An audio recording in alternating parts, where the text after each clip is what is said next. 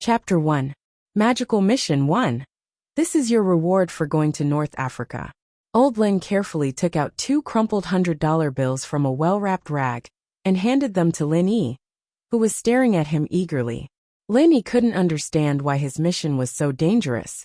His enemy was so strong, and the client's reward was so generous. But in the end, his reward was so little. Where did this old man find all these amazing missions for him? Every time, it was a narrow escape, and the reward he got was $50 or $100. Luckily, there were still $3 or $2 left. Every time he thought about it, Lin Yi wanted to cry. Receiving the $200 that he traded his life for, Lin Yi wanted to curse the most. Motherfucker. Even though he was an orphan, and didn't have a mother since he was young, he learned martial arts from old Lin, who raised him for 15 years, and studied for 15 years. No matter what, he could be considered well-versed in both literature and martial arts, right? In ancient times, he would have been a top scholar in both literature and martial arts. But now he was being ordered around like a laborer. When would this day ever come to an end? He heard that building houses in the city could earn tens of thousands of dollars a year.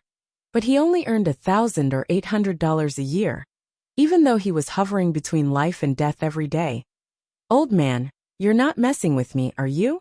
$200? I really wonder if you're deducting my reward? This wasn't the first time Lin Yi had suspected this, but the old man wore the same clothes and ate the same food as him, and didn't look like a rich person. It's good enough to get paid. Do you think money is so easy to earn nowadays? Old Lin rolled his puffy eyes and said unhappily, "What? You don't want it? If you don't want it, then give it back to me. I haven't been to Widow Wang's snack shop in a long time." Lin Yi really wanted to beat the old man in front of him, but he knew that if he did, he would only get beaten up. Lin Yi had no idea how powerful old Lin's martial arts were. He only knew that old Lin never used his full strength when he trained with him.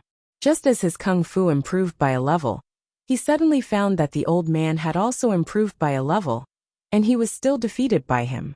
Alright, you've had enough experience over the years. It's about time for that big event.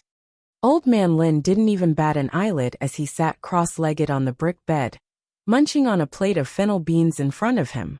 If you complete this mission well, you won't have to worry about food and drink for the rest of your life. Really? Lin Yi knew that he had been picked up by the old man when he was 3 years old. Since then, he had been learning kung fu, medicine, and knowledge from the outside world from the old man in order to do something big.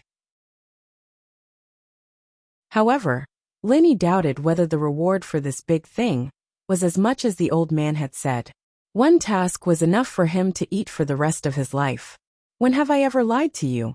Old Lin tossed another fennel bean into his mouth. Are you coming or not? If not, I'll get someone else. Of course I'll go, Lin Yi said. Only an idiot wouldn't go for something this good. One mission was enough for him to eat for the rest of his life. He wouldn't have to live like this anymore. Even if it was a tiger's den, it would be worth it. Alright then go. Go to Songshan Pengzhan Industries. Find someone called Pengzhan. He'll tell you what to do next. Old Lin's lips curled into an almost imperceptible smile. But you have to think this through. Once you accept this mission, you have to finish it. You can't back out in the middle. Why? Why don't you let me run when there's danger? Lin Yi wasn't a one-track-minded person. He wouldn't do something even if he knew it would kill him. Lol, I've raised you for 15 years. I've provided for you to eat, to drink, to buy you a laptop, to buy you a 3G network card. The old man rolled his eyes and started nagging. Why do you have so many questions when I ask you to do something? Don't force me. Fuck. Lin Yi was pissed off at the old man's words. You raised me for the first 3 years, and I've been the one cooking since I was 6. Chopping firewood, weaving straw sandals to make money for you. Don't force me. Don't think I don't know that you're watching porn on the computer in the middle of the night. The old man glared at him. You forced me to say this. You even looked at the computer. Alright. I'll go. I won't run away. Okay. Lin Yi's face reddened. He didn't think that the old man would find out about something so secretive. How embarrassing. If she allowed him to continue, who knew what kind of inappropriate scenes he would say? And so, under old Lin's threats and promises, Lenny carried his backpack and stepped on the train north. He traveled thousands of miles to Songsan, the modern international metropolis. As he sat on the train, Lenny thought that he'd have to encrypt the porn and hide it in the system folder. He'd have to keep his eyes and ears open when doing that kind of thing. However, Lenny was looking forward to this mission. A mission like this that would allow him to retire was a dream come true for Lenny. Although he could tell from old Lin's words that this mission wasn't going to be easy. Yes, it was going to be challenging if it wasn't easy. Pack. A pockmarked man sitting across from Lin, he opened a can of cola and threw the ring on the table. A crew cut guy next to the man pretended not to care. He picked up the ring and played with it in his hand. After a while he suddenly shouted, "Wow! Wow! Wow! First prize!" Although the crew cut guy's voice wasn't loud in the noisy train, the passengers nearby all heard him and looked at him. The pockmarked man was no exception. He saw that the ring in the crew cut guy's hand was the one he threw earlier. His expression became unnatural. "Give it to me, it's mine." "What, yours? Where's your name on it?" The crew cut guy retracted his right hand and gripped the ring tightly in his hand. He stared at him and said, "You're called first prize?" "No, I'm not called first prize. I was the one who lost the first prize." The pockmarked man saw the crew cut guy's ferocious look and became a little timid. However, he didn't want to lose what he deserved, so he said with a trembling voice, "You said it yourself, you lost it. Since you lost it, it belongs to whoever picked it up." The crew cut snorted and said disdainfully, "Hey, how can you be like this?" The pockmarked man suddenly became anxious. He looked at the passenger sitting across from him, a man with glasses sitting to the left of Lin Yi. "Mister, you look like a scholar. Why is he acting like this? Isn't he acting shamelessly?" "Who's acting shamelessly?" The crew cut guy wasn't happy either. He turned to the man with glasses and said, "Sir, tell me, who should this ring go to?" The man with glasses pushed his glasses up and said hesitantly, "I'm a university teacher. Since you two trust me, I'll be your judge." Go on, go on." The pockmarked man and the crew cut guy nodded and looked anxiously at the man with glasses, who claimed to be a university teacher. Logically speaking, the ring was pulled off the drink can by this big brother, so it should belong to him. The man with glasses was halfway through his sentence when the pockmarked man showed a proud expression. The crew cut guy immediately became anxious. Just as he was about to say something, the man with glasses waved his hand and stopped him. However, since this big brother has already thrown the ring away, and this brother found it, then it should belong to this brother. "But you said it yourself, the ring is mine." The pockmarked man heard the man with glasses and immediately cried, "In my opinion, why don't you two split the prize equally? That way no one loses out." The man with glasses suggested, "Split." The crew cut guy hesitated, then gritted his teeth and said, "Okay, let's split it." The crew cut probably felt that he was being unreasonable, so he agreed to the man with glasses' suggestion. The pockmarked man saw that the ring was in the crew cut's hand. If he didn't agree, he might not get anything. It was better to split it in half, so he nodded in agreement. "Okay, since you've both agreed, let's split it." The man with glasses took the can from the pockmarked man's hand and looked at it. It's written here that the first prize is 100,000 yuan. After deducting 20% of the income tax, there's 80,000 yuan left. Since it's a little troublesome to collect the prize, one of you can give the other person 30,000 yuan and collect the prize yourself. What do you think?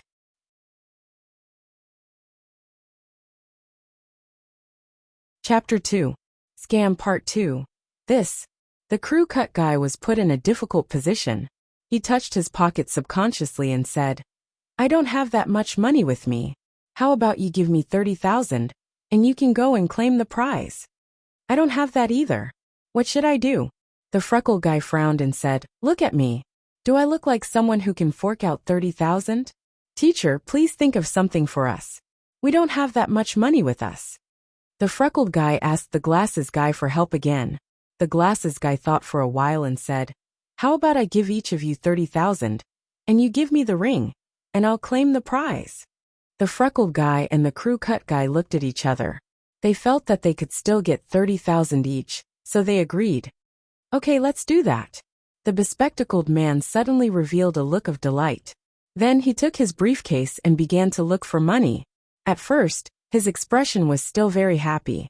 However, as the speed at which he rummaged through the bag increased, the man's expression became uglier and uglier. Beads of sweat began to seep from his forehead. Finally, he sighed and said, "Oh no, I didn't bring much money when I went out today. I only have 30,000 yuan. You guys won't sell it either. I'm so unlucky to see the money disappear just like that." Huh. The freckled guy and the crew cut guy were dumbfounded. The glasses guy didn't bring any money, and neither did they. How were they going to split the prize? The freckled guy couldn't sit still anymore. "Teacher, you're knowledgeable and cultured. Please help us think of something." "Sai, how about this? Ask someone else," the glasses guy said, and turned his face to Lin Yi. "Young man, this is a golden opportunity to get rich. Do you have money? Give each of them 30,000 first. Then you take the ring and claim the prize. You'll earn 20,000 in one go. Is there a better way to make money than this? If it weren't for the fact that I didn't bring any money, I would have done this myself." Previously, Lin Yi had been coldly watching the three of them acting. It was obvious that the three of them were in cahoots. The pockmarked man was party A, the crew cut was party B, and the bespectacled man was supporting them. Although Lin Yi grew up in the mountains, he was not a fool. Don't be fooled by his rustic attire. In terms of knowledge, not many people were his match, let alone these three scammers. Me. Lin Yi pretended to be surprised and pointed at himself. "Can I?" "All right, now this good thing has fallen upon your head." Hearing Lin Yi ask if he could, instead of saying that he had no money, the bespectacled man was overjoyed. After all, if he said that, there was an 80% chance that he had goods in his bag. Lin Yi just wanted to say something, but he felt that his leg was kicked by someone. Lin Yi glanced at his right side. It was a very beautiful girl who was about the same age as Lin Yi. Her hair was like water, and her skin was white. Although she didn't stand up, according to Lin Yi's visual estimation, the girl was at least about 1.65 meters tall. She was considered tall. After getting on the train, she listened to the MP3 quietly. Lin Yi wanted to strike up a conversation with her to relieve boredom on the way, but the girl had been wearing earplugs, so Lin Yi couldn't do anything. At this moment, the girl was looking at Lin Yi anxiously. She wanted to say something, but she had some scruples. She could only hint to Lin Yi with her eyes. Lin Yi naturally knew what the girl meant. She didn't want him to be fooled. Lin Yi's heart suddenly warmed. Didn't they say that people in big cities were very indifferent? When they saw that it had nothing to do with them, they would just ignore it. The girl could remind me, which means that she has a good heart. Therefore, the girl's image in Lin Yi's mind suddenly increased a few points. It was important for a girl to be beautiful, but if she was vicious, then it was useless to be beautiful. This was Lin Yi's standard for judging girls. Cough cough. The girl with the crew cut opposite the girl seemed to notice the girl's behavior. She suddenly coughed loudly and glared at the girl. The girl was scared and lowered her head. Of course, these small details naturally couldn't escape Lin Yi's eyes. However, Lin Yi was bored on the journey. He had a stomach full of anger with the old man at home. He had nowhere to vent it. Just a few fools came to the door. How could Lin Yi miss this opportunity to tease them? However, although the girl lowered her head, she still kicked Lin Yi with her feet to warn him. However, Lin Yi didn't seem to feel it. He was not moved at all. "I only have 49,000. I don't have that much." Lin Yi pretended to be honest and said truthfully. When the pockmarked face and the crew cut opposite heard that Lin Yi had 49,000, their eyes suddenly shot a brilliant light. However, their faces were still bitter. "It's only 49,000. Isn't it a little less? How much can we each get?" 49,000 divided by 2 is 24,500. The crew cut calculated. 24,500? It's not bad. I agree. What about you?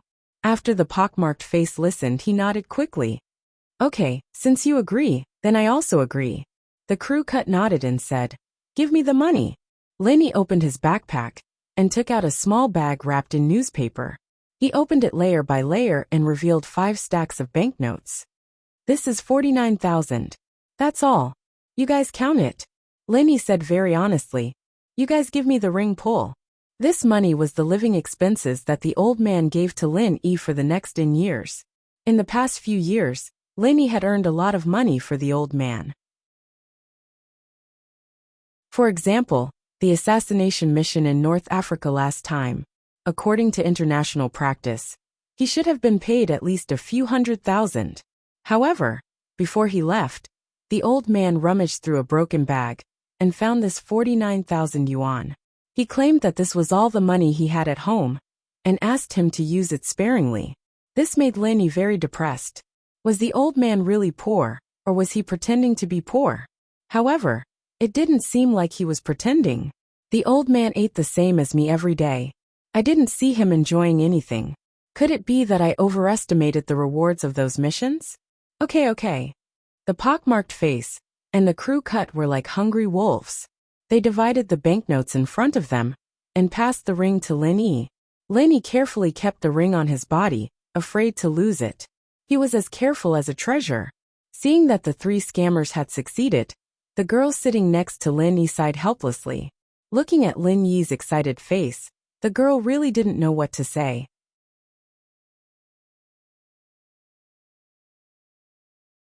Chapter 3. Wang Xinyan 2. The girl stopped kicking Lin Yi's leg and leaned against the window, listening to her MP3 player. We have arrived at Songshan Station. Passengers, please get ready. We will stop for 15 minutes. The train announced the arrival of the station, and Lin Yi started packing his luggage to get off the train. To his surprise, the girl beside him started packing as well. Evidently, she was going to get off at Songshan Station as well. When the girl stood up, Lin Yi gauged her with his eyes. His guess was correct, the girl was around 165 meters tall. After getting off the train, Lin Yi looked at the gorgeous buildings in the station in awe. He'd been here 10 years ago, but Songshan had changed a lot since then. Wait! A sweet female voice came from behind Lin Yi. Lin Yi stopped and turned around. It was the girl who'd sat next to him on the train. She was waving at him as she ran towards him. What's up? Lin Yi, of course, didn't believe that a girl would fall in love with him at first sight. He was handsome, but his attire was too tacky. Yellow pants and a white singlet, the same outfit as a migrant worker in the city. You're not thinking of redeeming your prize, are you? The girl said angrily. She was angry at Lin Yi for ignoring her warning on the train. Oh, you're talking about this? Lin Yi took the ring out of his pocket and threw it on the side of the road. Ah, it was the girl's turn to be shocked. She didn't think that Lin Yi would do something like this. You threw it away? The girl pointed at Lin Yi, her mouth wide open. Yeah, I did. Lin Yi nodded. It's fake. There's no point in keeping it. You knew it was fake. The girl didn't understand what Lin Yi meant. She stared at Lin Yi dumbfounded. What was wrong with this guy? You know it's fake, but you still bought it? Was he crazy? Judging from his appearance, he didn't look like the kind of rich person with a bad taste. I know. Even if I didn't know, you reminded me on the train, Lin Yi said. Then why did you give them the money? The girl was anxious. What kind of person was this? Lin Yi smiled, took his backpack off his shoulder, unzipped it, and opened it in front of the girl. The girl looked at Lin Yi in surprise. Then, she lowered her head and looked into Lin Yi's backpack. She was shocked. There were 7 to 8 bundles of cash inside. Are you rich? Even if you have money, you can't just squander it, right? The girl didn't quite understand what Lin Yi meant. She thought that Lin Yi was showing off how rich he was. This is the money from just now, Lin Yi said.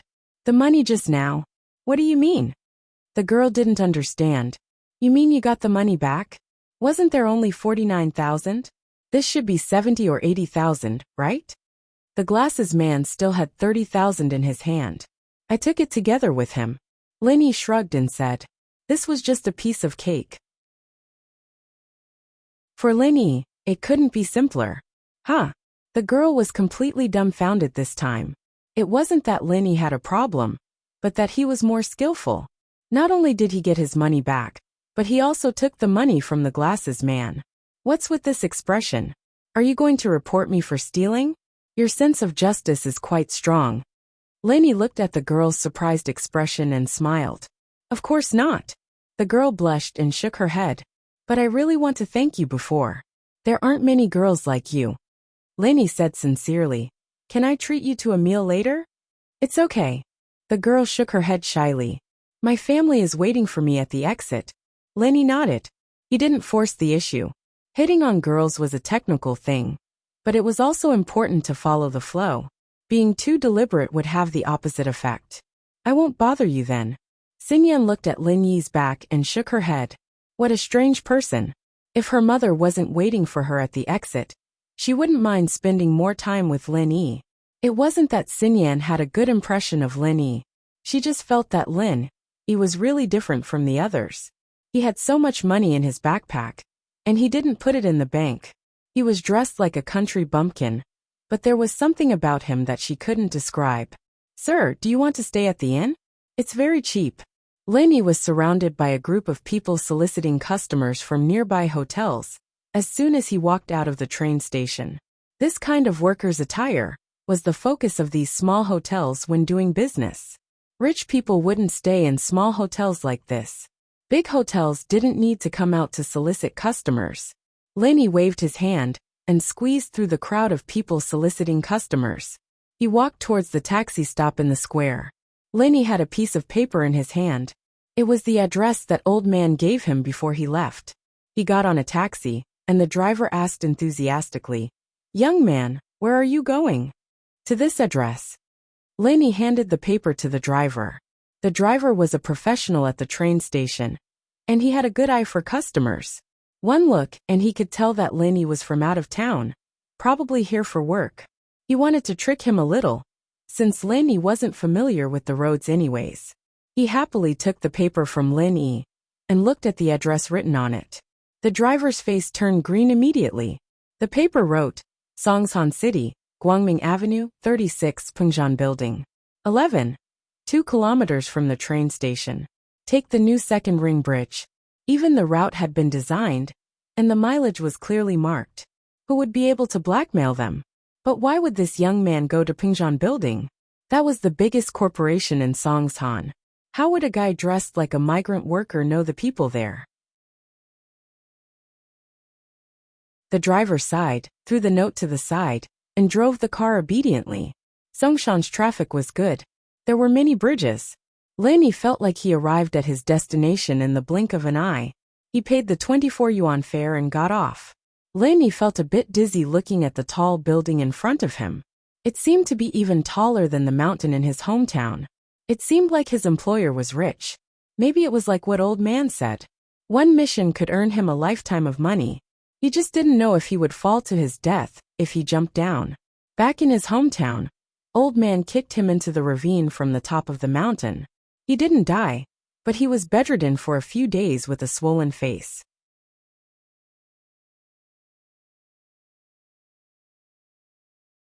Chapter 4. Who are you looking for? Sir, who are you looking for? Lin Yi was stopped by the building's security guard after a few steps. Wait, let me have a look. Lin Yi thought to himself. Big cities still had security guards, but this security guard was just for show. He wasn't even as good as Buttface. Buttface was Lin Yi's playmate. Although he didn't know kung fu, he could kill a cow with one punch. From Lin Yi's point of view, this security guard was far weaker than a cow. He wasn't even as strong as a cow. Lin Yi took out a piece of paper from his pocket and looked at the words on it. I'm looking for Chu Pengzhan. Chu Pengzhan? Who is it? Why does this name sound so familiar? The security guard was startled and repeated the name in his mouth. The chairman. The older security guard who was standing at the side reacted faster.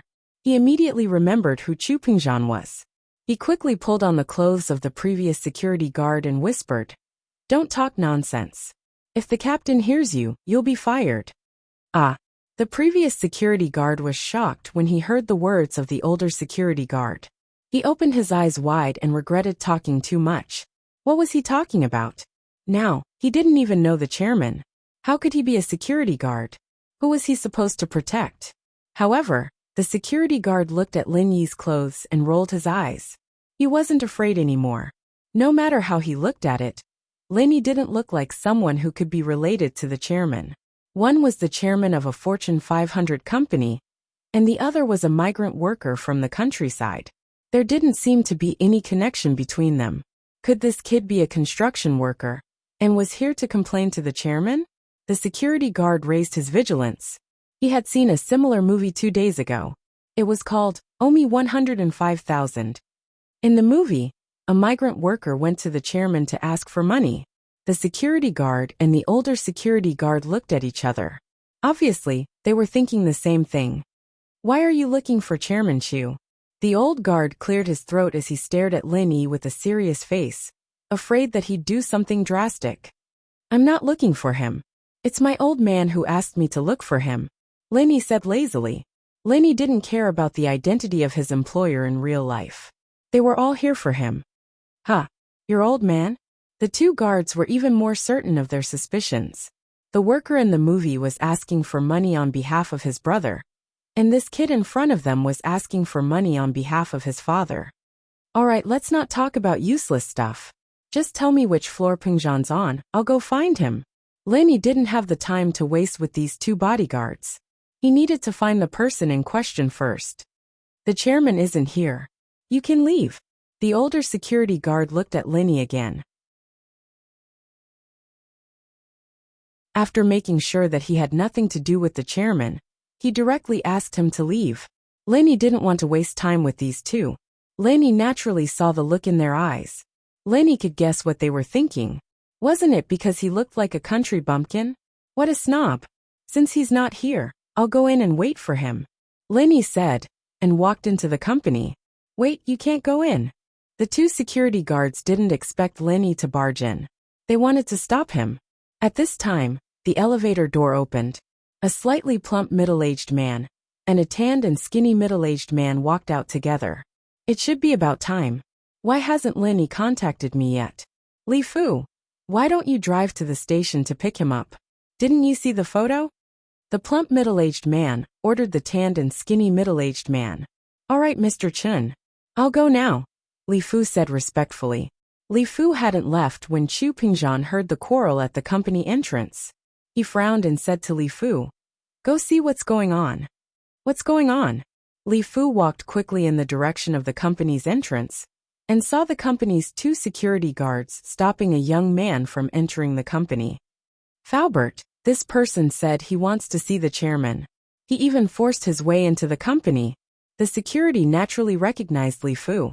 Although Li Fu didn't have a specific administrative position in the company, he was the chairman's closest person. If you had to say what position he held in the company, it would be that he was the chairman's driver. But everyone in the company knew that Li Fu wasn't just a driver. So these security guards didn't treat Li Fu as a driver at all. They respected him as a leader. In many cases, Li Fu's words represented the chairman's intentions. You, Li Fu looked at Lin Yi, his eyes wide. You're Lin Yi? That's me. Lin Yi nodded after looking at Li Fu. He'd been paying attention to Li Fu the moment he'd appeared. His instincts told him that this person wasn't Pengzhan after all. As the chairman of a corporation, it was only natural for him to have the aura of a leader. But this person didn't have that. He was serious and respected, but a person's aura couldn't be changed. Hello. Li Fu knew how important this young man was to Pengzhan, so he didn't hesitate after confirming who Lin Yi was. He quickly extended his hand to shake Lin Yi's. I'm the secretary of the chairman, Li Fu. The chairman wanted me to pick you up at the train station. I didn't expect you to be here already. It's fine. I'll just treat it as getting familiar with the place. Lin Yi smiled and shook hands with Li Fu. This was Lin Yi's personality. He'd respect you if you respected him. Lin Yi felt a little embarrassed seeing Li Fu being so polite. The chairman is over there. Please come with me. We'll meet the chairman together. Li Fu made an inviting gesture before leading the way. The two security guards stared at Lin Yi's back, their mouths wide open. Is he really the chairman's guest? The security guard murmured in disbelief. Faubert came to pick him up personally. Naturally, there's no mistake about it. The old security guard sighed. We almost offended him. Luckily Faubert came in time. If we really kicked him out, we'd be in big trouble. As Li Fu walked over, Linny noticed a slightly plump middle-aged man not too far away. If he wasn't mistaken, this was the person he was supposed to meet, the chairman of Pengzhan Industries, Chu Pengzhan.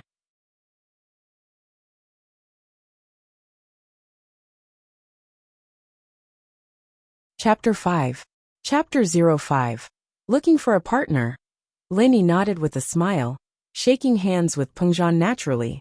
Linny handled this sort of social etiquette with ease. Nice to meet you, Mr. Chu. Linny was flattered by Pengzhan's friendliness. It was the first time he'd met such a friendly employer.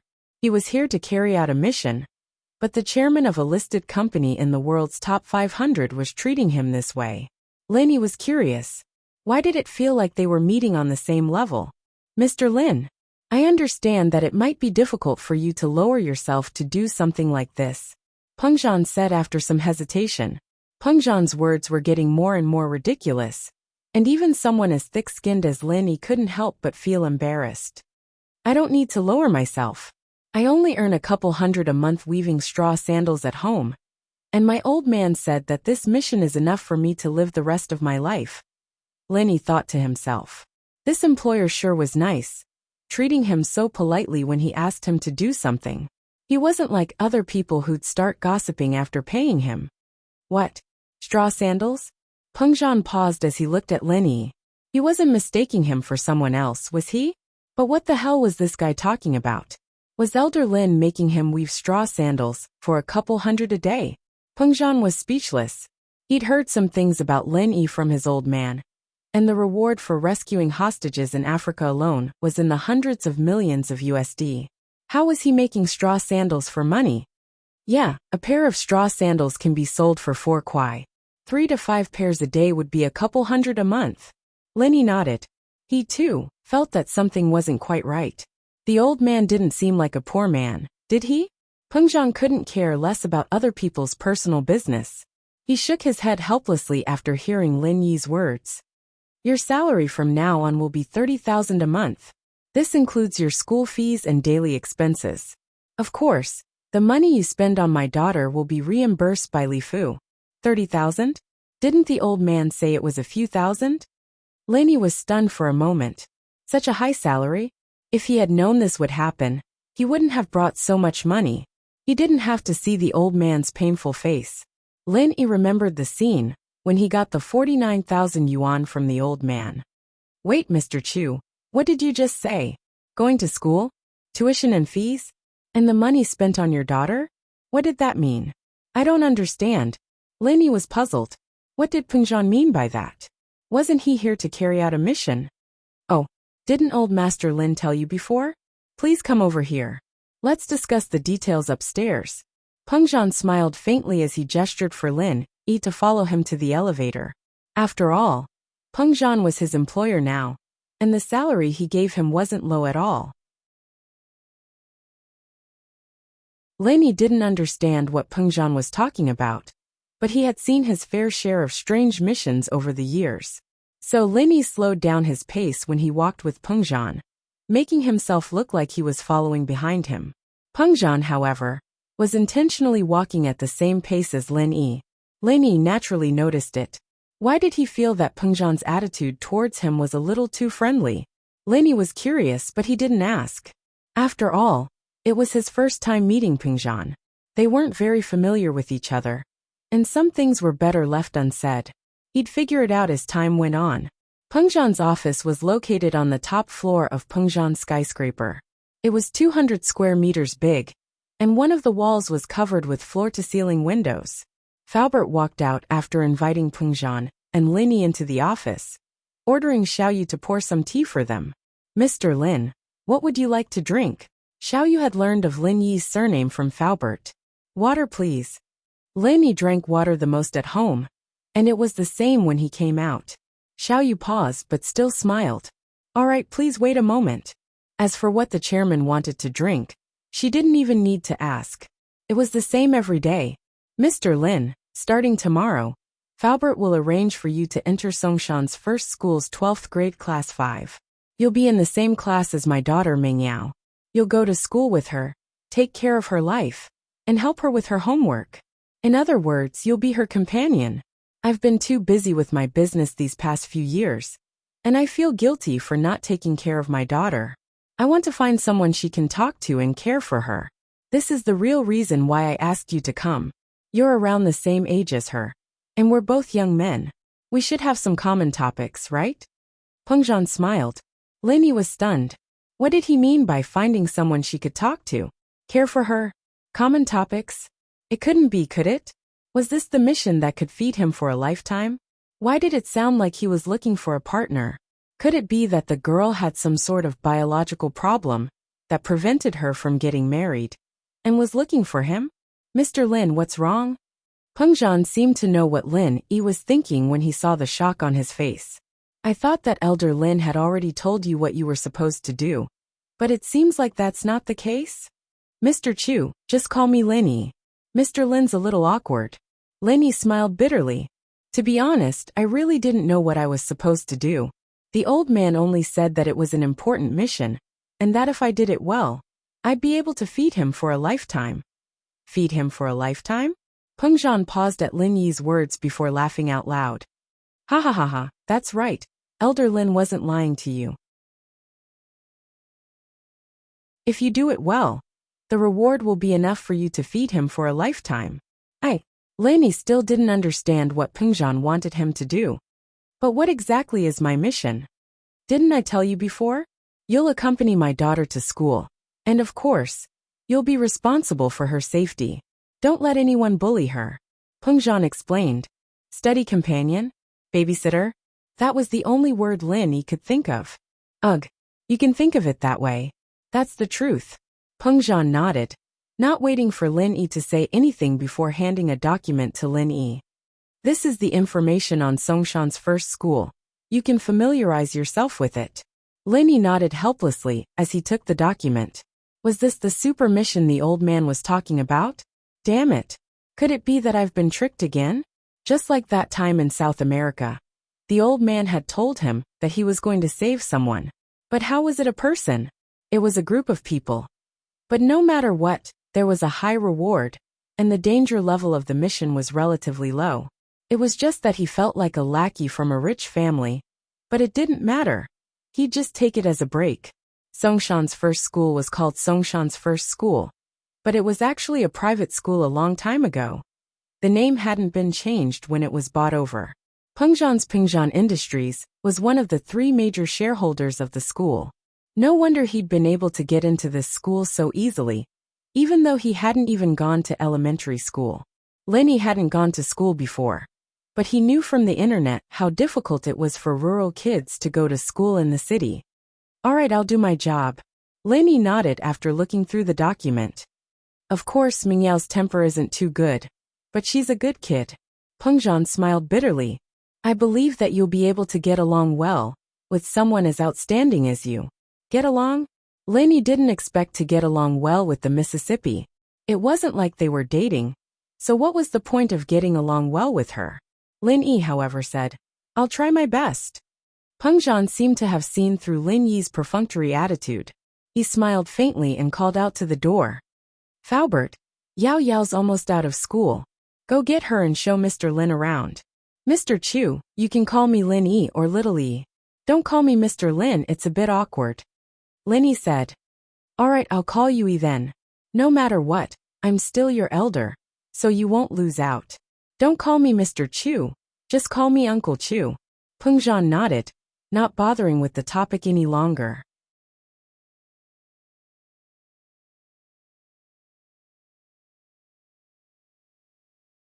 Chapter 6. Shield 1. There were many luxury cars in the parking lot, ranging from Mercedes-Benz to BMWs to luxury cars. Many of them were obviously private cars with flashy decorations on them. It was obvious that they were bought by the employees of Pengzhan Corporation.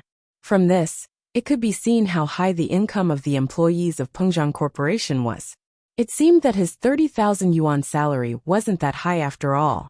Under Faubert's guidance, Lin Yi came to a dark blue Bentley Elegance 728. The car was a 06 model, and it was well maintained. Lin Yi wasn't sure if it was newly bought, or if the employees paid attention to it, but the car looked brand new. "Mr. Lin, please get in."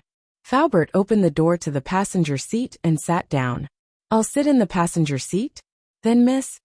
Linny hesitated and asked. "Miss always sits in the back row," Faubert said. "She has a backpack, so it's inconvenient for her to sit in the front row." Linny nodded and got in the car.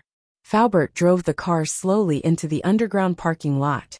When the car passed by the security post at the exit, the security guards immediately stood straight and watched the car leave with a serious expression. Faubert's driving skills were very skilled, but it was obvious that it was the normal type. It wasn't the same as what Linny usually learned. Linny was more inclined towards racing. It couldn't be helped, the old man at home had a famous saying. It's not your fault if you can't beat your opponent, but if you can't run away, then you deserve it. Therefore, Linny learned a lot of escaping skills. Although he only used these skills on his old man, in front of others, it was the others who ran away. "Mr. Lin, do you know how to drive?" Faubert looked at Lin, who was sitting quietly beside him, and asked while waiting for the traffic light. Faubert was an old driver, and he was very accurate in judging people. Generally, when someone was sitting in the car, he could always judge whether this person could drive from some details. However, Linny obviously didn't have any special reaction, so Faubert asked. "A little." Linny thought to himself. As a newcomer, it was better to be more humble. "Do you have a license?" Faubert didn't ask how far he could go if he knew a little. He knew that the boss trusted this person. "Not yet." Linny shook his head.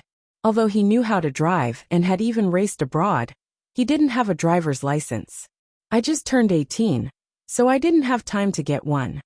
"Well, give me your ID card. I will help you get a driver's license, so that if Mr. Chu and I have something to do, you can drive Miss to and from school," Faubert said. The car stopped near a luxurious-looking school, but they didn't go in. It was probably because the car was too eye-catching, and it wouldn't be good if other students saw it. From the information, Linny already knew that although Songshan's first high school was a private school, it wasn't the kind of school for the nobles. Instead, it was a key school for the entire province. Although there were some rich and powerful children who got in through connections, most of the students got in through their own ability. Because of the support of the three major corporations, Songshan's first high school was better than other schools in terms of hardware, and teaching resources. This was also the reason why the enrollment rate was 100%. In fact, Linny also understood that this 100% was definitely an exaggeration. Some rich kids didn't even know how to study, but they still got into university in the end. This was because of their family's power. The familiar bell rang, and Linny was a little lost. How many years had it been since he last heard this sound? But after a short moment of loss, Linny returned to normal and looked at the school field calmly. Not long after, students came out of the teaching building one after another. Some were wearing school uniforms, and some were wearing other clothes. Generally speaking, if there were no large-scale activities, the school would not have any special requirements for students' attire. "That's the Mississippi." Faubert suddenly raised his hand and pointed at a girl in the middle of a group of boys and girls. Linny followed the direction of Faubert's finger. It was a tall and beautiful girl. Although there were other girls beside her, Linny could tell that this was the miss with just one look. Old Lin had said that Meng Yao was the school beauty. The so-called school beauty should be the prettiest one, unless Linny had a problem with his taste. Although the girl beside her was also very beautiful, her body was a little smaller. It was obvious that she didn't match the height stated in the information, but she was still one of the potential school beauty candidates. She would definitely be the type that could bring disaster to the country when she grew up. Meng Yao and the girl were walking quickly towards the car, but a couple of rich boys were chasing after them relentlessly. "Meng Yao, wait." One of the rich boys stood in front of Meng Yao. "Meng Yao, my feelings for you are real. Please give me a chance." Meng Yao frowned and looked at the guy in front of her impatiently. "Zheng Pingliang, you're so annoying. I told you already, I don't like you. Stop bothering me." But Pinliang wanted to say something else, but Meng Yao pushed him away, putting him on the side. Meng Yao walked over quickly and got in the car. The girl with her got in as well, which surprised Lin Yi a little. This Zhong Pingliang, he's annoying me to death. Doesn't he get tired of pestering me every day? Meng Yao was still complaining after getting in the car when she suddenly raised her head and saw Lin Yi in the passenger seat. Who are you? Hi, I'm Lin Yi. Lin Yi tried his best to look cute. The miss didn't seem to have a good temper. Lin Yi? Faubert. What does he do? Meng Yao looked at Lin Yi confused. Miss Chu, this is Mr. Chu's study partner. Faubert introduced. Study partner? Who wants a study partner? Didn't I say I wanted a shield? Look at him. Who can he block? Meng Yao panicked. She looked at Lin Yi up and down. What the hell was this guy wearing? A tank top and torn pants. He looked like a migrant worker going to the city. Even migrant workers didn't look like this. Did he think they were singing a duet?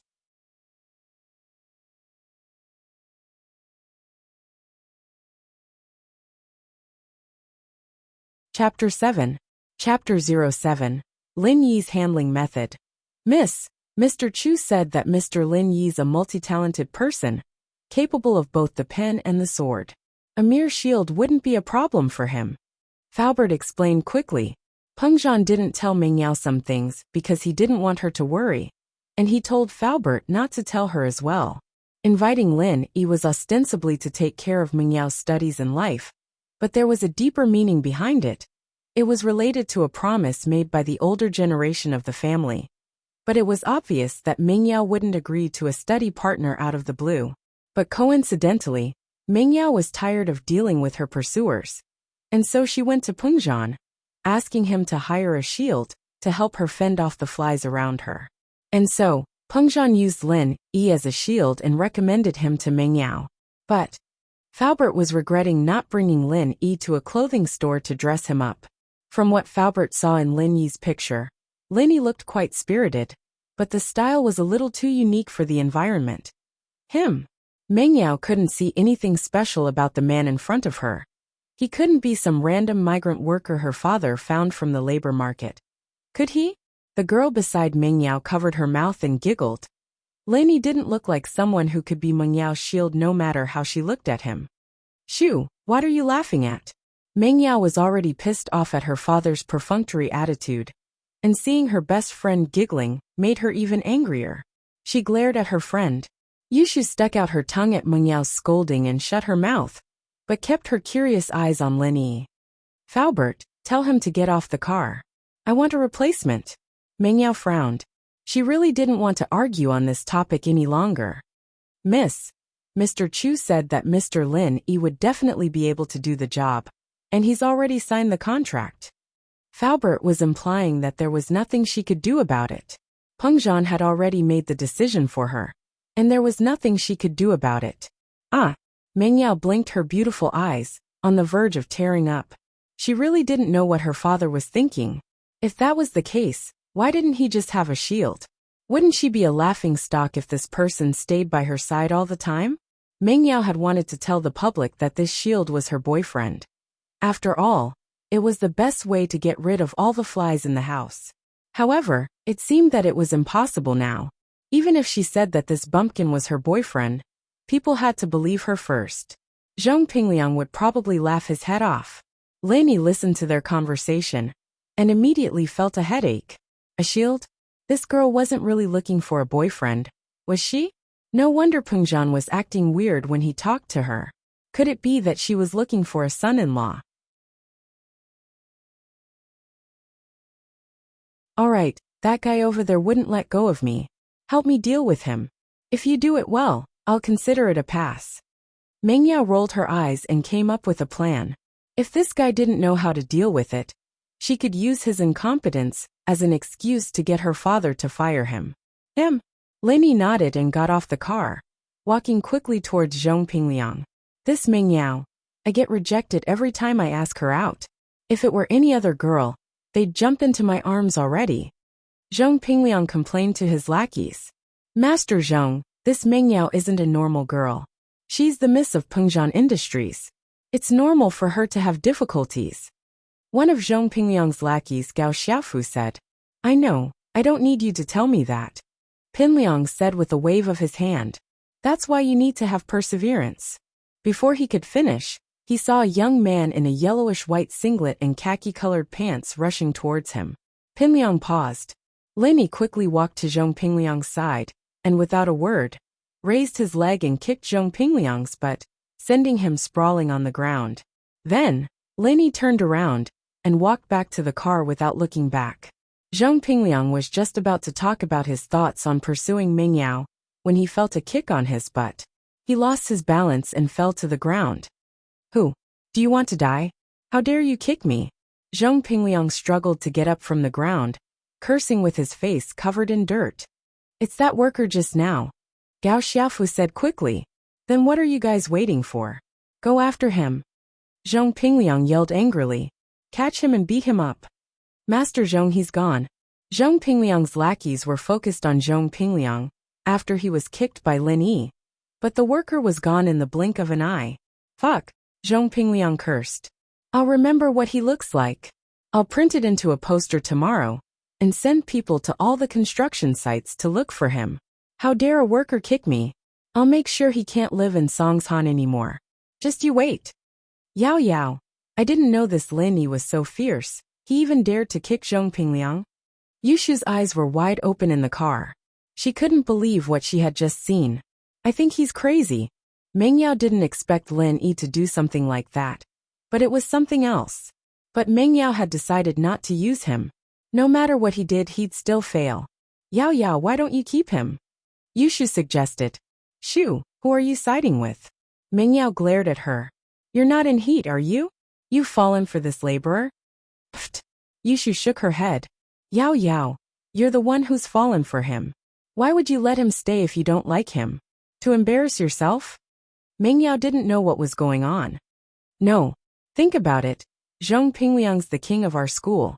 No one dares to mess with him. And now there's finally someone who's not afraid of him. We'll have a lot of fun in the future, Yushu said mischievously. If they fight, Zhong Pingliang won't have time to bother you, right? Fight? You think Zhong Pingliang's that easy to mess with?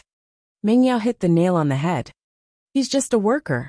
Zhong Pingliang's going to beat him to death.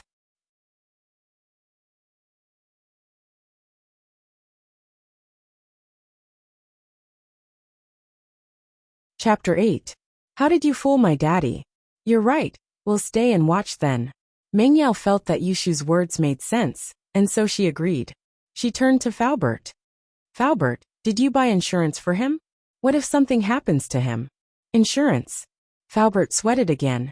How could someone hired by Mr. Chu get into an accident so easily? Don't worry, I got it all. Lin Yi, on the other hand, had walked to the car and got in. He looked at Meng Yao. How is it? Not bad, right? You barely passed. Meng Yao humphed. Lin Yi smiled and went back to the driver's seat. He didn't say anything else. Experience and the internet had taught him that women often didn't mean what they said. Lin Yi wasn't going to argue with Meng Yao. Meng Yao was pissed when Lin Yi only smiled and didn't say anything else. She'd thought he'd say some words of gratitude. After all, with how competitive the society was right now, there were even university graduates who had to scavenge dung. A migrant worker who'd just entered the city and found a good job like this. Shouldn't he be happy about it? Hey, why aren't you thanking me? Meng Yao couldn't hold it in any longer. Thanking? For what? Lin Yi didn't know what was going on. Shouldn't you be thanking me for helping you kick that guy's face to the ground? Thanking you for what? Meng Yao was pissed off. Why was this guy so slow? Didn't he know what she was hinting at? Did he not know how to please his employer? Hee, Yao Yao's saying that she accepted you. Shouldn't you thank her? Yushu smiled slyly as she explained for Meng Yao. Shu, what are you talking about? What do you mean I accepted him? Meng Yao jumped at Yushu's words. Wasn't that a little too ambiguous? Why does it sound like I'm accepting a confession? It's nothing. I'm just saying that you accepted him as your shield. Yushu giggled. Oh, thank you. Lin Yi was very efficient. In fact, if it weren't for the fact that this job was a little weird, he would still be very satisfied. At least the salary was very high. You're welcome. Meng Yao spat the 3 words out of her mouth, furious at Lin Yi's slow reaction. This person is going to be my shield? Why did he look so silly? Yao Yao, I'm leaving. See you tomorrow. And you too. Shield bro. The car stopped in front of a villa. And Yushu waved at Ming Yao and winked at Lin Yi before getting out of the car. Shield bro. Lin Yi smiled bitterly. This name was quite unique.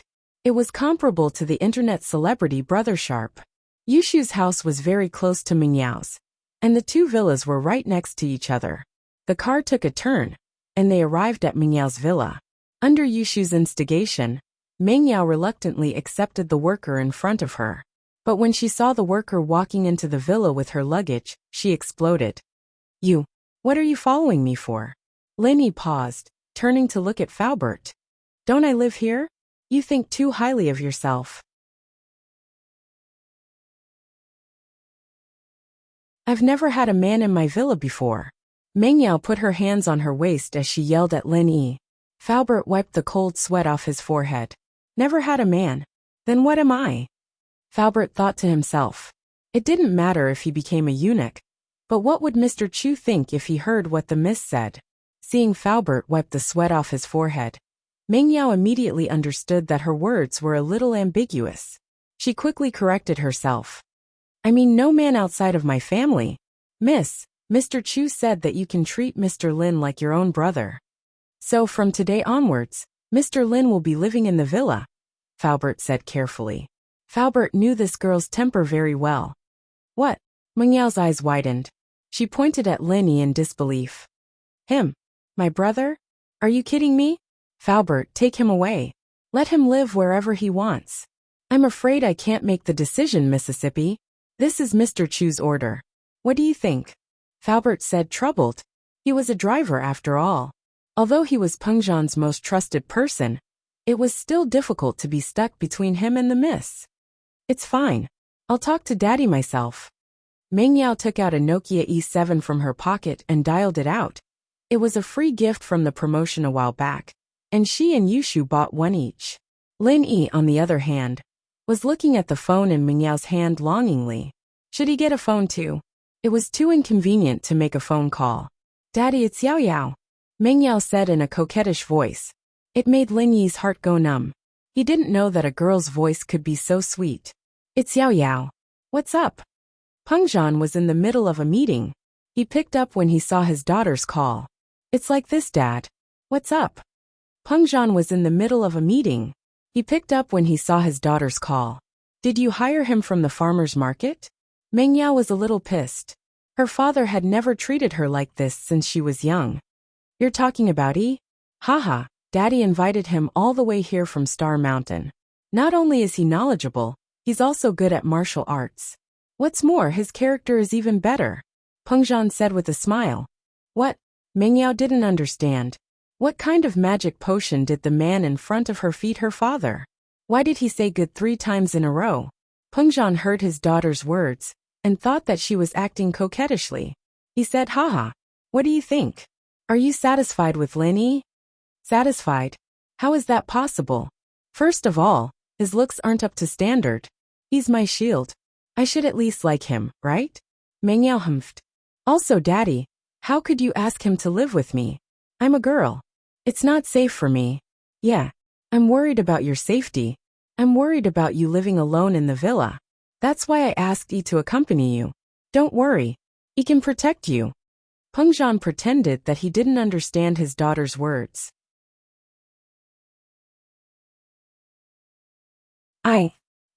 Ming Yao didn't know what to say after hearing her father's words. But before she could continue, Peng Zhan continued. Alright, Yao Yao. I'm having a meeting with the company's middle management. Let's talk later.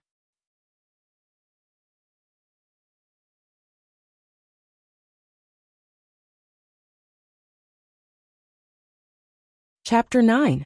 General Weiwu, Part 2. Faubert left Ming Yao's villa with the excuse of picking up Mr. Chu from work. Before he left, he gave Lin Yi a backpack, saying that it was the school uniform and textbooks of Songshan Songshan School. Miss, call me anytime if you need anything. I'll deliver dinner at 7 tonight, Faubert said, and left in a hurry. Ming Yao didn't know what to say as she looked at the man in front of her. She couldn't just let him sleep on the streets, could she? His father was a well-known philanthropist. If people knew that he mistreated his servants, it wouldn't be a good thing. Meng Yao was angry for a long time before she finally thought of the culprit. She took out her phone and dialed Yushu's number. Hello, Shu. My dad told this worker to stay in my villa. What should I do? Yao Yao, you mean Shield Bro? That's good. I'll go to school tomorrow and tell them that you're living with him. That way, no one will bother you anymore. Yushu was lying comfortably on the bed, watching TV. She heard Meng Yao's words and said casually, Yushu. Meng Yao was furious. She yelled at the phone. You're being too disloyal, aren't you? You told me to keep him. And now you're making sarcastic remarks? You come to my house right now. Oh, okay, I'll take a shower and sleep. I'll go to school tomorrow morning, Yushu said lazily. I'll break off our relationship if I don't see you in a minute, Meng Yao said firmly. Aya, I'm already naked, and I still need to get dressed. Yushu complained as she sat up from the sofa. She looked at her body in the mirror. She seemed to have a little belly. It seemed like she'd have to eat less in the future. 50 seconds. Meng Yao said as she looked at the call time. Aya, you need to lock the door, right? Yushu quickly put on her clothes. 40 seconds. Meng Yao continued. Alright, I'm coming. Yushu put on her shoes and ran out the door. Yushu's villa was only a few dozen meters away from Meng Yao's villa, and there was only a small path between the two. Meng Yao let out a sigh of relief when she saw Yushu's silhouette in the distance. Yao Yao, what are you doing? I was just taking off my clothes and getting ready to take a shower, and you called me out? Yushu complained. Cough cough. Meng Yao coughed and pointed at Lin Yi. Shu, there's an outsider here, mind your words. It's fine. Yushu said nonchalantly. It's Shield Bro, we're on the same side. Since you and he are on the same side, then let him stay in your house. It's decided then. Meng Yao was pissed off at Yushu's gloating face. Ugh. Yushu stuck her tongue out and smiled innocently. Yao Yao, you know me. I like to strip naked when I get home. It's not very convenient for him to move in. So it's more convenient for you to stay at my place? Meng Yao cursed at Yushu in her heart. Man, isn't it a simple matter? Yushu shook her head and said.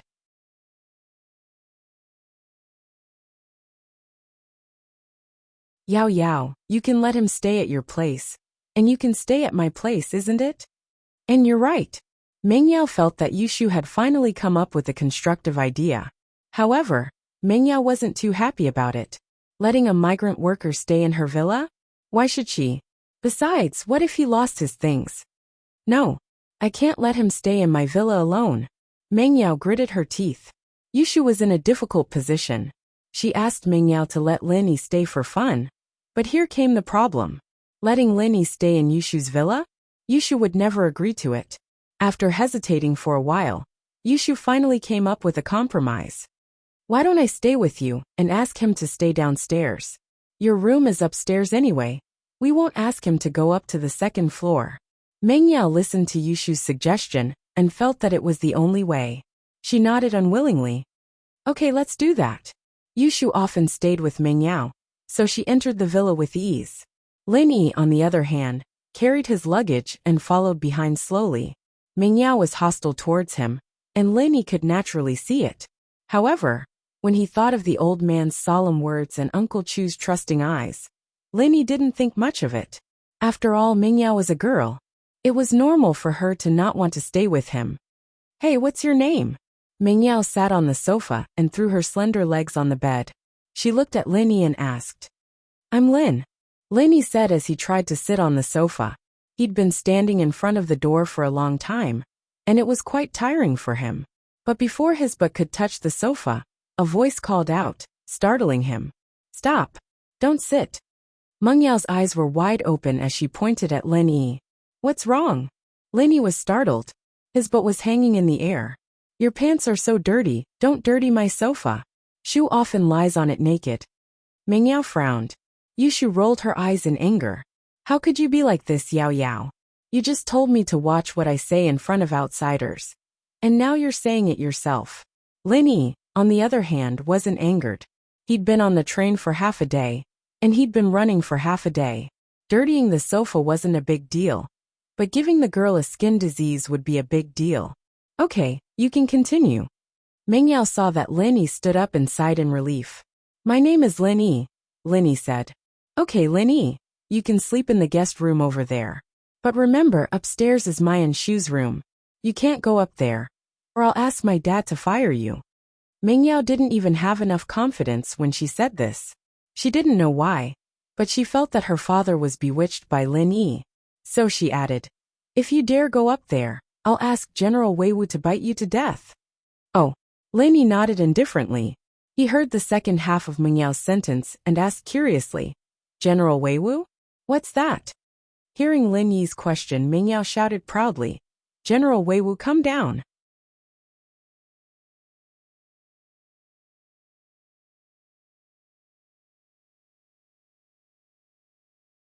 Chapter 10.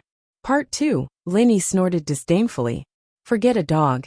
He'd killed countless wolves in the mountains with one slap. A Rottweiler was nothing to him, of course. See that? That's General Weiwu. I'm telling you, he's very powerful. If you dare go upstairs, I'll tell him to bite you to death. Meng Yao threatened. Got it. Lin Yi nodded. Meng Yao thought that Lin Yi was afraid of General Weiwu, after seeing how careful he was. She was even more pleased with herself. She dragged Yushu upstairs, leaving General Weiwu to guard the stairs. Lin Yi picked up the luggage and glared at General Weiwu. General Weiwu shuddered and took a step back. It seemed to sense that the person in front of it wasn't an ordinary person. It was a dangerous person. Lin Yi wasn't in the mood to play with the dog. He glared at the dog and ignored it. He took his luggage and went to the room Meng Yao mentioned. The room was simple. There was only a bed, a desk, and a small closet. But these things were more than enough for him. He only brought a few tattered clothes with him, and nothing else. What surprised Lin Yi the most was that there was a washroom in the room. It was like a hotel. Lin Yi put his luggage down and took a towel to the washroom. Lin Yi was covered in dust from the long journey. He looked at his watch. It wasn't even 6 yet. Lin Yi decided to take a shower before Faubert came to deliver his food. Lin Yi was very satisfied with his current job and environment. He could live in a hotel every day and get 30,000 kwai. Where else could he find a job like this? It was much better than helping his old man weave straw shoes at home. Shoo, I'm starting to regret it. This Lin Yi doesn't look like someone who can be my shield. Meng Yao complained to Yushu after changing into a set of home clothes. I think he's fine. Yushu laid on the bed, leaning her legs against the wall. She didn't know where she'd read that it could slim down her legs and promote puberty. What's so good about it? I was thinking of finding a handsome guy to pretend to be my boyfriend, but now I've got a country bumpkin. I'll be a laughing stock if I bring him out. Meng Yao gritted her teeth. If you think he's good, then you can be his girlfriend. Meng Yao was pissed off. I'm not in trouble, I don't need a shield. Otherwise I might really consider it. Yushu said with a shake of her head. You have a brother who is an officer, who would dare to provoke you. If I had a brother who could break a tree with a kick, I wouldn't need to find a shield. Meng Yao knew that Yushu was trying to piss her off on purpose. But who asked Yushu to have a brother while she didn't? Yao Yao, how about I ask my older brother to find you a god brother in the army? Yushu blinked. How about love bro? Zhong Pingliang would have to stand aside then. Shoo. Meng Yao's eyes went wide as she listened to Yushu's nonsense. What kind of stupid idea is this?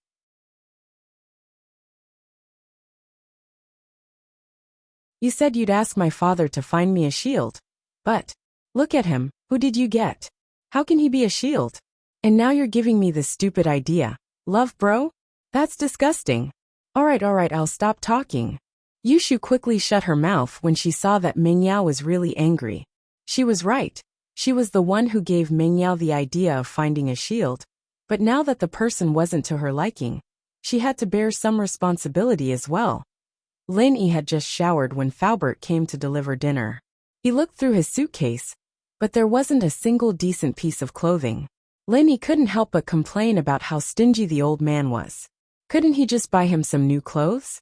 Meng Yao would probably think that he was wearing dirty clothes when he went out, and he wouldn't even be able to sit on the sofa. With no other choice, Lin Yi opened the bag Faubert gave him and put on his school uniform. Both Meng Yao and Yushu were taken aback by Lin Yi's new look. He'd been unkempt before, wearing a tattered singlet and underpants.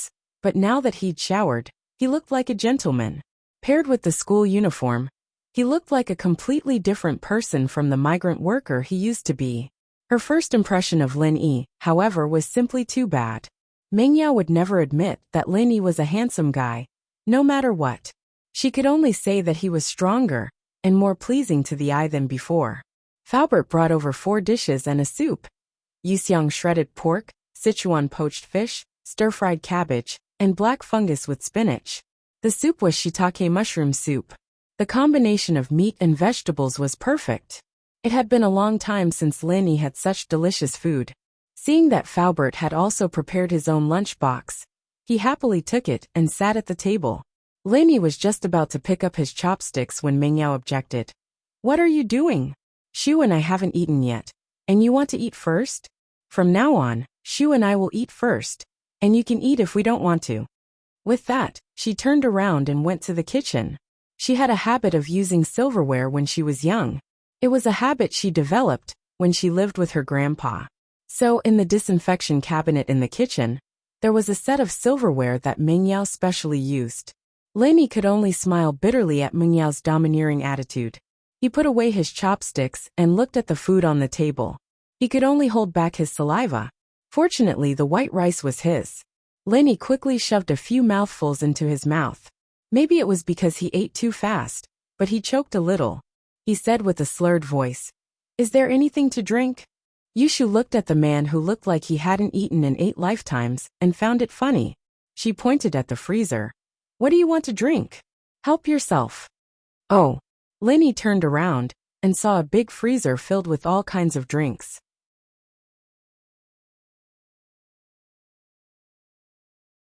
Lin Yi took out a bottle of orange juice and took a big gulp.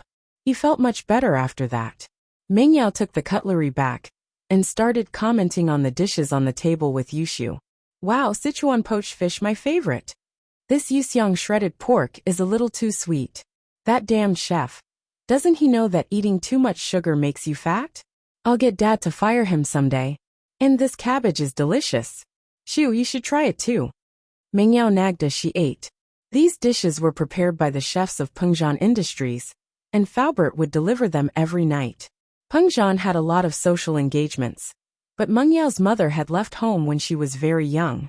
Meng Yao didn't know why, but her father refused to tell her every time she mentioned it to him.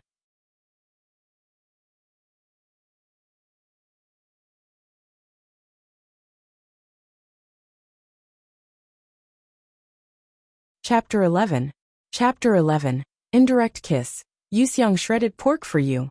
Yushu tasted the fish-flavored pork after hearing Meng Yao's words. It was on the sweet side. She'd been on a diet lately, and she couldn't possibly eat sweets. She pushed the plate to Lin Yi. Lin Yi, on the other hand, didn't care if it was sour or sweet, as long as there was meat to eat. He hadn't eaten anything the whole day, so Lin Yi took the plate and started wolfing it down. The taste wasn't bad at all. Much better than Widow Wang's snack shop at the head of the village. Be it the colors or the ingredients, they were all very meticulous.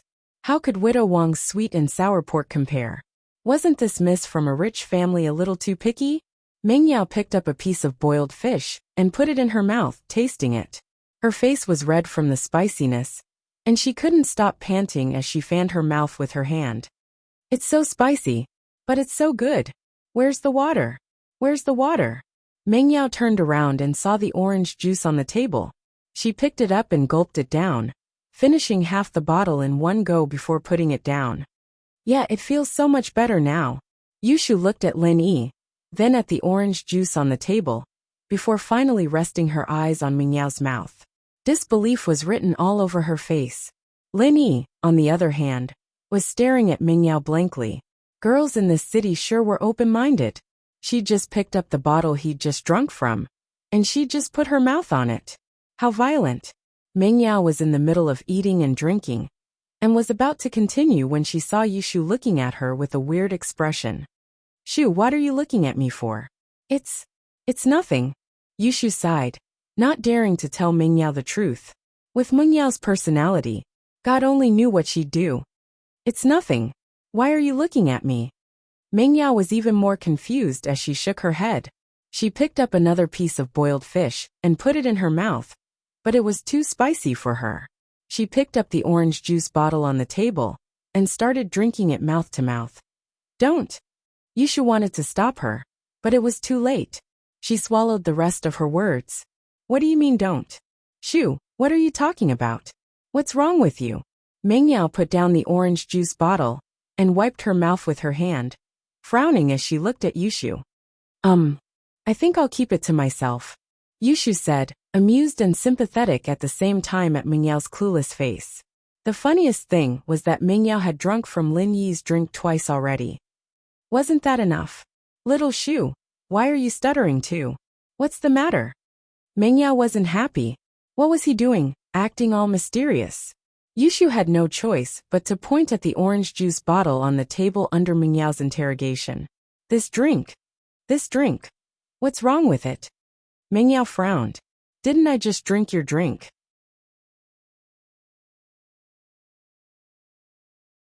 What's wrong with that? There's still a lot of it in the freezer. I'll get you another bottle if you want. Do you really have to be like this? Yushu couldn't hold back her laughter any longer. Haha. I can't take it anymore. I'm dying of laughter. Yao Yao, haven't you realized? I didn't drink that drink. You didn't drink it? What do you mean? Mingyao realized something halfway through her sentence and turned to Lin Yi, her expression changing drastically. You drank this drink? Lin Yi nodded innocently. It seemed like he'd misunderstood, thinking that the girls in the city were more open-minded. Fuck! Mingyao's face went green as her eyes widened. She pointed at Lin Yi, wanting to say something, but nothing came out in the end. She covered her mouth and ran to the washroom. Blarg! Retching sounds came from the washroom. Yushu had been gloating at Mengyao's misfortune at first, but Mengyao's reaction was a little too much for her to handle. Yao Yao. I told you I shouldn't say it, but you forced me to. Yushu said apologetically as she looked at Mingyao with a bitter face. Then why didn't you say it earlier? Blarg. Mingyao glared at Yushu before starting to retch again. No way. There's a reaction already. Yushu mumbled as she looked at Mingyao. Mommy said that kissing won't get you pregnant. Mingyao had just felt a little better when she heard Yushu's words. She felt a wave of nausea wash over her as she remembered the indirect kiss she'd had with that bastard. Tears started falling down her cheeks. The first kiss she'd cherished for 18 years was gone just like that? Mingyao felt a wave of dizziness wash over her, almost fainting. She glared at Yushu. Pregnant my ass. Don't you have any physiological knowledge? I don't, do you? Yushu wasn't very happy as well. She was the one who accidentally kissed Lin Yi. What did that have to do with her? Mingyao was already sad enough, and Yushu was still laughing at her misfortune. Mingyao gritted her teeth and hugged Yushu tightly, planting her lips on Yushu's. Yushu. Yushu's eyes lit up. Bam! Mingyao let go of Yushu with a hateful tone. Who asked you to gloat? Now you have a part in it too. Ah, what are you doing? Yushu didn't understand Mingyao's evil plan until she was kissed by Mingyao. Now she was involved in it as well. Yushu, on the other hand, felt a little better. She comforted herself that even if Lin Yi's saliva had touched Yao Yao's mouth, she would have spat it out just now. It wouldn't have touched her mouth. Yes, it wouldn't be. Yushu's mood improved a lot at the thought. She looked at Mingyao, who was rinsing her mouth again and again, and pretended to rinse her mouth as well. After a while, Mingyao finally calmed down. She understood that even if she rinsed her mouth until her skin peeled off, it wouldn't help.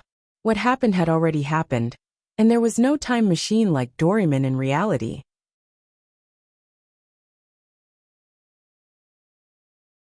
She couldn't start over again.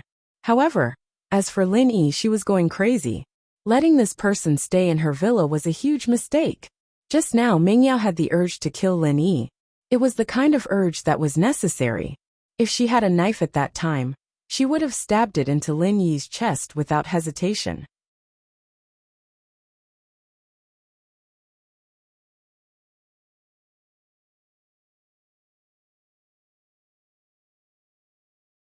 Chapter 12. Chapter 12, Adventure in the Cave. Part 1. Yushu followed behind Mingyao. making a face at Lin Yi before giving him a glare. She then hurried up the stairs. Is there a need for such a big reaction? Lin Yi shook his head as he looked at the food on the table. It seemed like the girls couldn't come down to eat anymore. It was all going to be his. With that, Lin Yi picked up his chopsticks and started gobbling down the 4 dishes, and one soup like a tornado. Mingyao fell onto her bed after getting back to her room. She felt really sad and wronged. Why? How could her first kiss be gone just like that?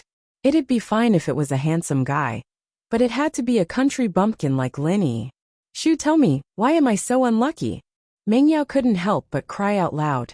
She didn't want to embarrass herself in front of Lin Yi, so she held back her emotions and didn't make a sound. Now that there was only her and Yushu left, she couldn't care less anymore. Lin Yi was there, and Mingyao didn't want to make a fool out of herself. Alright Yao Yao, don't be sad. It's a good thing it was an indirect kiss, not a direct mouth-to-mouth kiss. He didn't take advantage of you, did he? Yushu thought. At most, you ate some of Shield Bro's saliva. But he didn't get to eat your saliva.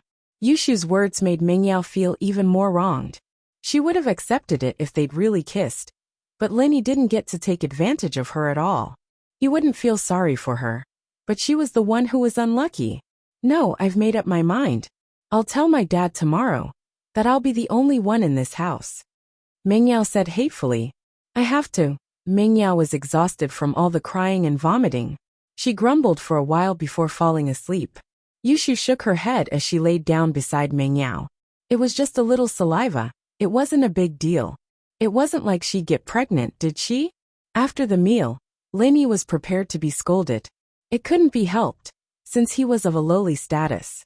If this was the old society, he'd be a servant, and if he pissed off the miss, he'd probably be punished.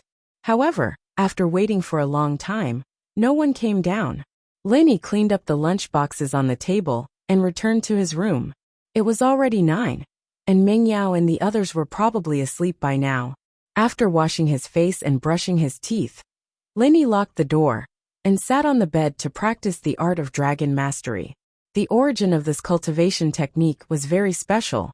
He had found it in a cave. He remembered that it was when he was 8 years old. On a full moon night, the old man called Lin Yi to the top of the West Star Mountain to test his recent progress in martial arts. Lin Yi didn't understand why the old man called him to the top of the mountain to test his martial arts in the middle of the night. But under the old man's constant pressure, Lin Yi obediently went to the top of the mountain with the old man.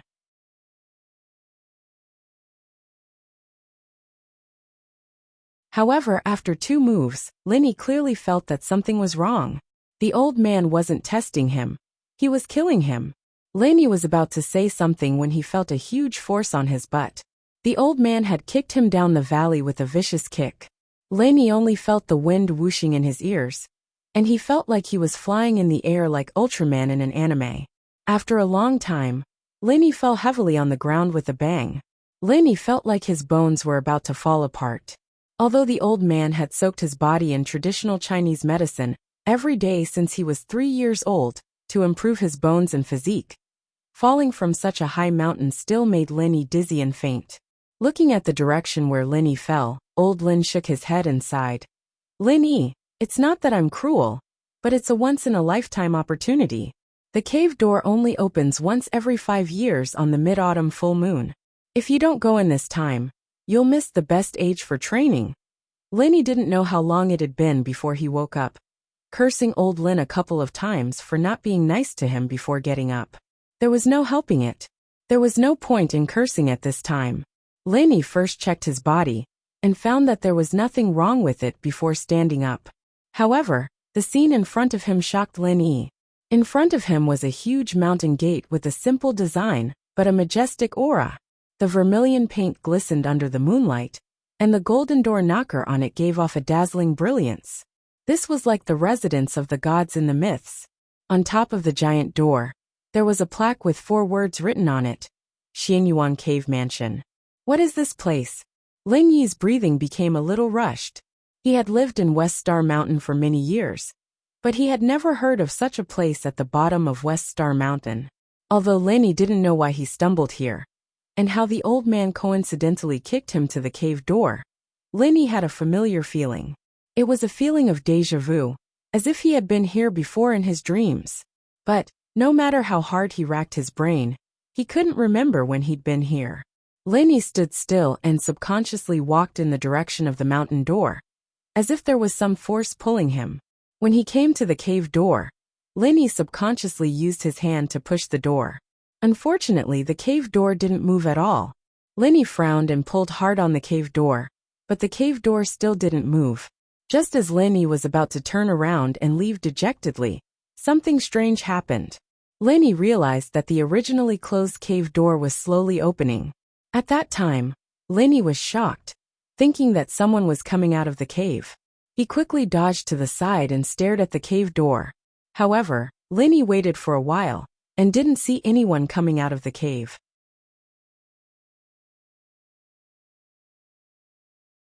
Instead, the situation in the cave, Lenny could see it clearly. This was a big hall. There was no light inside, but it was still as bright as day. He didn't know what was used to emit such a dazzling brilliance, illuminating the entire hall. The strange scene in front of him made Lenny open his mouth in shock. Other than shock, there was no other word to describe Lenny's feelings at the moment. After confirming that there were no living creatures in the hall, Lenny carefully walked towards the open stone door. With every step, Lenny looked around vigilantly until he was sure that there was no danger. Then he continued to walk forward. However, that was also because Lenny was still young at that time, and he was more curious about things. If it was the current Lenny, perhaps he wouldn't be so impulsive.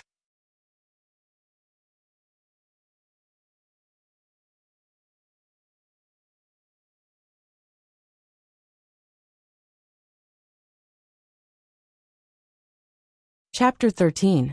Strange Encounter in the Cave, Part 2. Finally, Lenny passed through the stone door and stepped into the main hall. There was a huge stone tablet in front of Lenny's eyes, with a few sentences written in seal script. On the night of the full moon, the stone door will open. Only the fated may enter. Leave before dawn. The stone door will open again 5 years later. Lenny had learned seal script from Old Lin when he was young, so he could easily recognize the 8 sentences on the stone tablet. Lenny started to ponder the meaning of the 8 sentences after reading them. Night of the full moon, that was easy to understand. Didn't it happen to be a full moon tonight? And the stone door will open, that must be referring to this red stone door. But what did it mean by the fated? Could it be that he was the fated one who could enter? Lenny felt that this was a fantasy, and he didn't understand. There wasn't anything special about him, was there? He was an orphan, adopted by Old Lin, and lived aimlessly until he was 8 years old. He didn't feel like there was anything special about him. Did he? At least compared to Old Lin, he didn't have anything special about him. However, since he had come in, he could be considered as the fated person for the time being. And before dawn, that was even easier to understand. It meant that he had to leave before dawn. Did it mean that he had to leave before dawn? That should be the meaning of the literal meaning. But what did it mean when it said that the stone door would open again 5 years later? Could it be that if he didn't leave before dawn, the stone door would close automatically, and the next time it would open would be 5 years later? Lenny couldn't help but shiver at the thought. Damn it, this cave. Luckily he could read seal script. Otherwise, he would be done for if he stayed here the whole night like an idiot and the door closed. Not to mention 5 years. Even 5 days without food or water would be enough. Now that he knew that there was such a rule in this cave, it shouldn't be a problem for him to get out before dawn. Thinking of this, Lenny's heart slightly relaxed. At this time, Lenny got a closer look at the situation inside the main hall. It turned out that the 4 walls of the main hall were inlaid with night pearls, so it was as bright as day inside. Anyone with a bit of knowledge would be able to tell that each of the luminous pearls embedded in the 4 walls was priceless. If one were to be taken out and auctioned in the outside market, it would be priceless as well. However, Lenny grew up in the mountains, so he was not very interested in gold, silver, and jewelry. Although he felt that it was wonderful and beautiful, he did not think that these things could be sold at a high price. The key question was, in this mountain, who could he sell it to? The richest person was Widow Wang, who lived at the entrance of the village.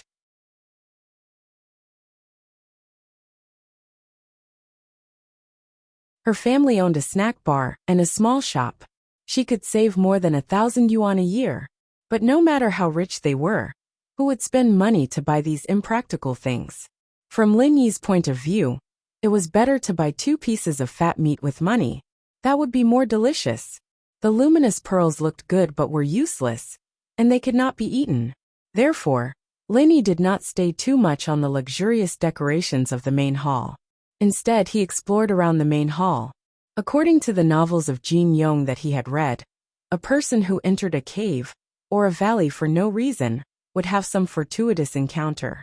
For example, he would obtain a secret manual of unparalleled martial arts.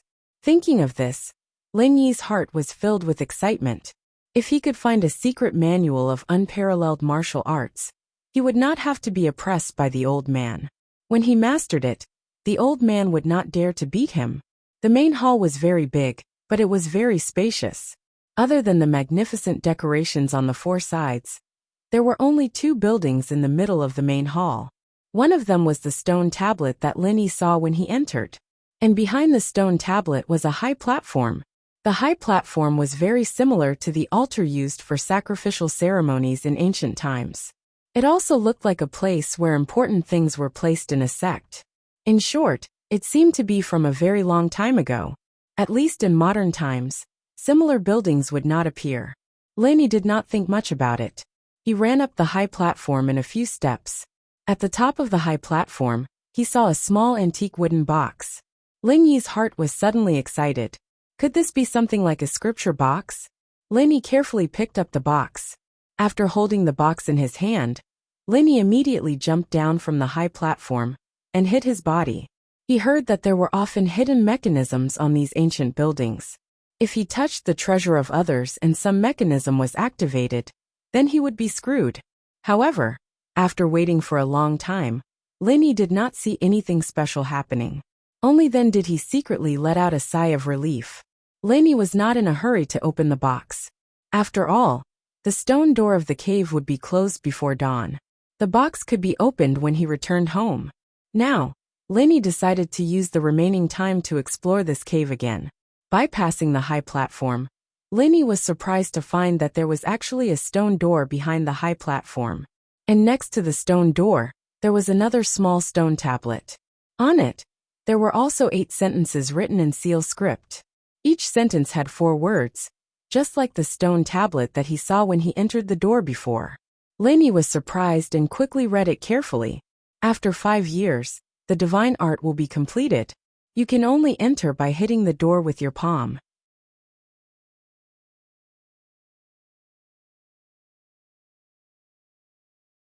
If you don't get what you want, the divine art will not be completed. Wait another 5 years and come back to test it. After reading these 8 sentences, Lin Yi was suddenly confused. What does after 5 years, the divine art will be completed mean? Could it be that in the box in my hand, there really is a martial arts secret manual? When I have mastered it, I can just hit the door with my hand, and the door will open. Thinking of this, Lin Yi casually pushed the door. Unfortunately, the stone door did not move at all. In that case, the last 4 sentences were easy to understand. If you don't get what you want, the divine art will not be completed. Wait another 5 years and come back to test it. What it meant was that if he could not open the door, it meant that his martial arts practice was not good enough. He needed to wait another 5 years, and when the stone door opened again, he could come back to test it. Looking at the stone door in front of him that could not be opened, Lin Yi suddenly felt a little itchy. Logically speaking, there was a divine art secret manual in the first hall. In the hall behind the stone door, there must be more precious things hidden. However, Lin Yi also understood that with his current ability, it was impossible to open the second door. At best, he was just a fated person. It was already a coincidence that he could open the first stone door and enter this hall.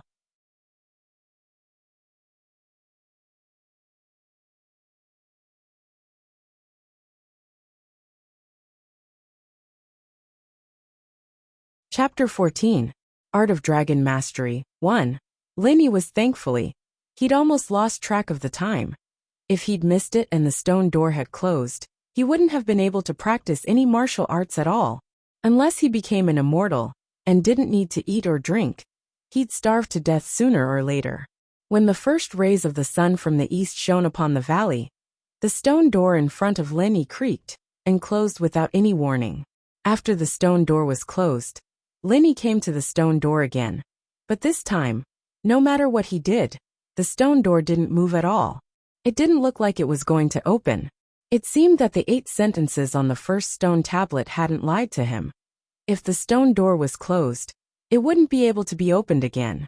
He'd have to wait 5 years before he could open it again. While Lenny was a little disappointed, it was a good thing that he'd gotten his hands on the secret manual. He'd have to go back and study it before making a decision. Are you all right? A familiar voice sounded from behind Lenny. Lenny turned around to find that old Len had somehow appeared behind him. Fuck. Old man, are you trying to kick me to death? You sent me flying from such a high mountain. Do you really think I'm Superman? Lenny's bones were still aching from his fall last night. You're not dead, are you? Old Len breathed a sigh of relief when he saw that Lenny was fine. While he'd been calm on the outside, he was actually quite nervous. After all, Lenny had fallen from such a high mountain. While his body had been soaked in his own herbal medicine, old Len wasn't too sure. I'm not dead, but I'm pretty much dead. Lenny hesitated on whether or not he should tell old Len about what he'd seen and heard, but decided to tell him everything in the end. Old Len was more knowledgeable after all. Old man, I entered this cave yesterday, Lenny said, pointing at the stone door not far behind him. Yes, old man Len had already seen the box in Lenny's hand, and knew that he must have gone to the cave last night. However, now that he heard Lenny personally admit it, he was still very happy in his heart. At the very least, Lenny did not treat him as an outsider, and he did not raise Lenny in vain. Then, Lenny didn't know what old Len meant, so he told old Len everything he saw and heard after entering the cave. Finally, he handed the box to old Len and said, "This is the box. Keep it for yourself." Old Len glanced at the box and said indifferently, "Aren't you going to take a look?" Lenny was puzzled. Why didn't old man Len care about such an amazing thing? It's useless. Old Len shook his head. Although Lenny had a lot of questions, old Len's "don't ask me and do whatever you want" attitude made Lenny want to say something. But he didn't. Together with old Len, they returned home from the fork in the valley with great difficulty.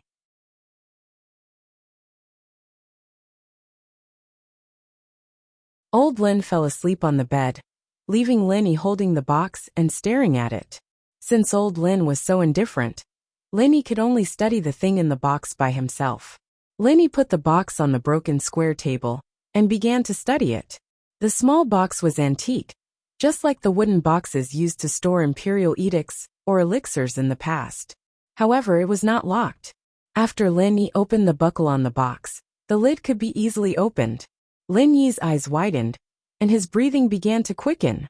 Finally, the lid of the box was opened. Inside was a silk scroll. He picked up the scroll and saw a jade pendant at the bottom of the box. Lenny quickly picked it up and put it under the light to look at it carefully.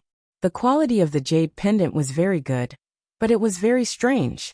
There was a totem-like pattern carved on it, and there were words that Lenny couldn't understand. It was definitely not seal script. This jade pendant was obviously not the same as the words on the scroll. This made Lenny feel a little strange. Logically speaking, whether it was in the cave or on the scroll, the words should be the same, but this jade pendant was very special. Later, Lenny also asked old Len about the jade pendant, but old Len didn't know what it was for. When old Len saw the jade pendant, he showed a very surprised expression. This expression was even more surprised than when he saw Lenny take out a box from the cave. Later, Lenny could only rely on his own deduction to guess that this jade pendant was used for training, so he always wore it on his body. Lenny carefully opened the scroll, but he was slightly disappointed. The scroll was very thin, only a silk handkerchief. However, Lenny had read those martial arts novels, and he understood that the powerful secret manuals did not depend on the number of words. Mei Chaofeng's 9 white bone claw could be written on a piece of human skin. Therefore, Lenny still read the scroll with a very hopeful attitude. The words "Art of Dragon Mastery" were immediately reflected in Lin Yi's eyes. The same words, the same as the words on the stone tablet in the main hall of the cave. However, under the title of these words, there was a line of small words. First stage, heavenly silkworm. Then came the main text. Mortals are like ants. How can they change the great Tao and control the world? Lin Yi quickly scanned the main text. The first stage was divided into early, middle, and late stages.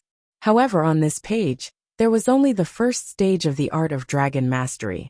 Of course, Lin Yi would not be stupid enough to think that the art of dragon mastery was only the first stage. Since there was a first stage, there must be a second and third stage. As for where the rest of the scrolls were, Lin Yi did not know. Perhaps it was in the stone door at the back of the main hall, or perhaps somewhere else.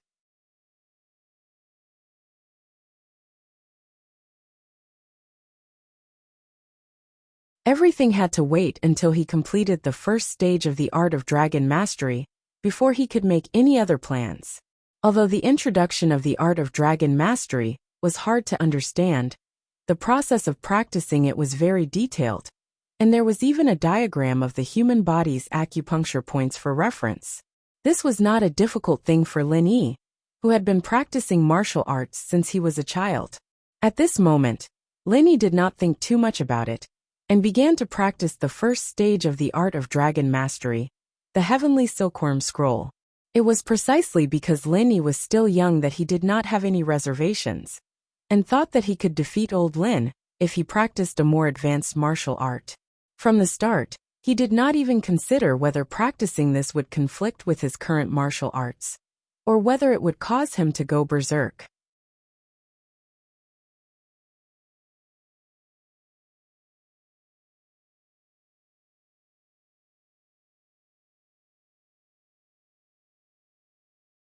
Chapter 15. Chapter 15, Adult Channel. Old Lin, on the other hand, allowed Lin Yi to train in the art of dragon mastery. He didn't give any guidance, but he didn't interfere either, allowing Lin Yi to develop as he pleased. But, after practicing the art of dragon mastery, Lin Yi felt that his body's strength had increased noticeably, but his martial arts didn't seem to have changed much. No matter what, he wasn't old Lin's match. Old Lin was like a boss in a game.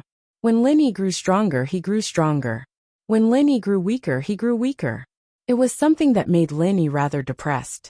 If Lin Yi had to point out something that had changed, it would be that his senses were much sharper than before. His sight and hearing were much sharper than before.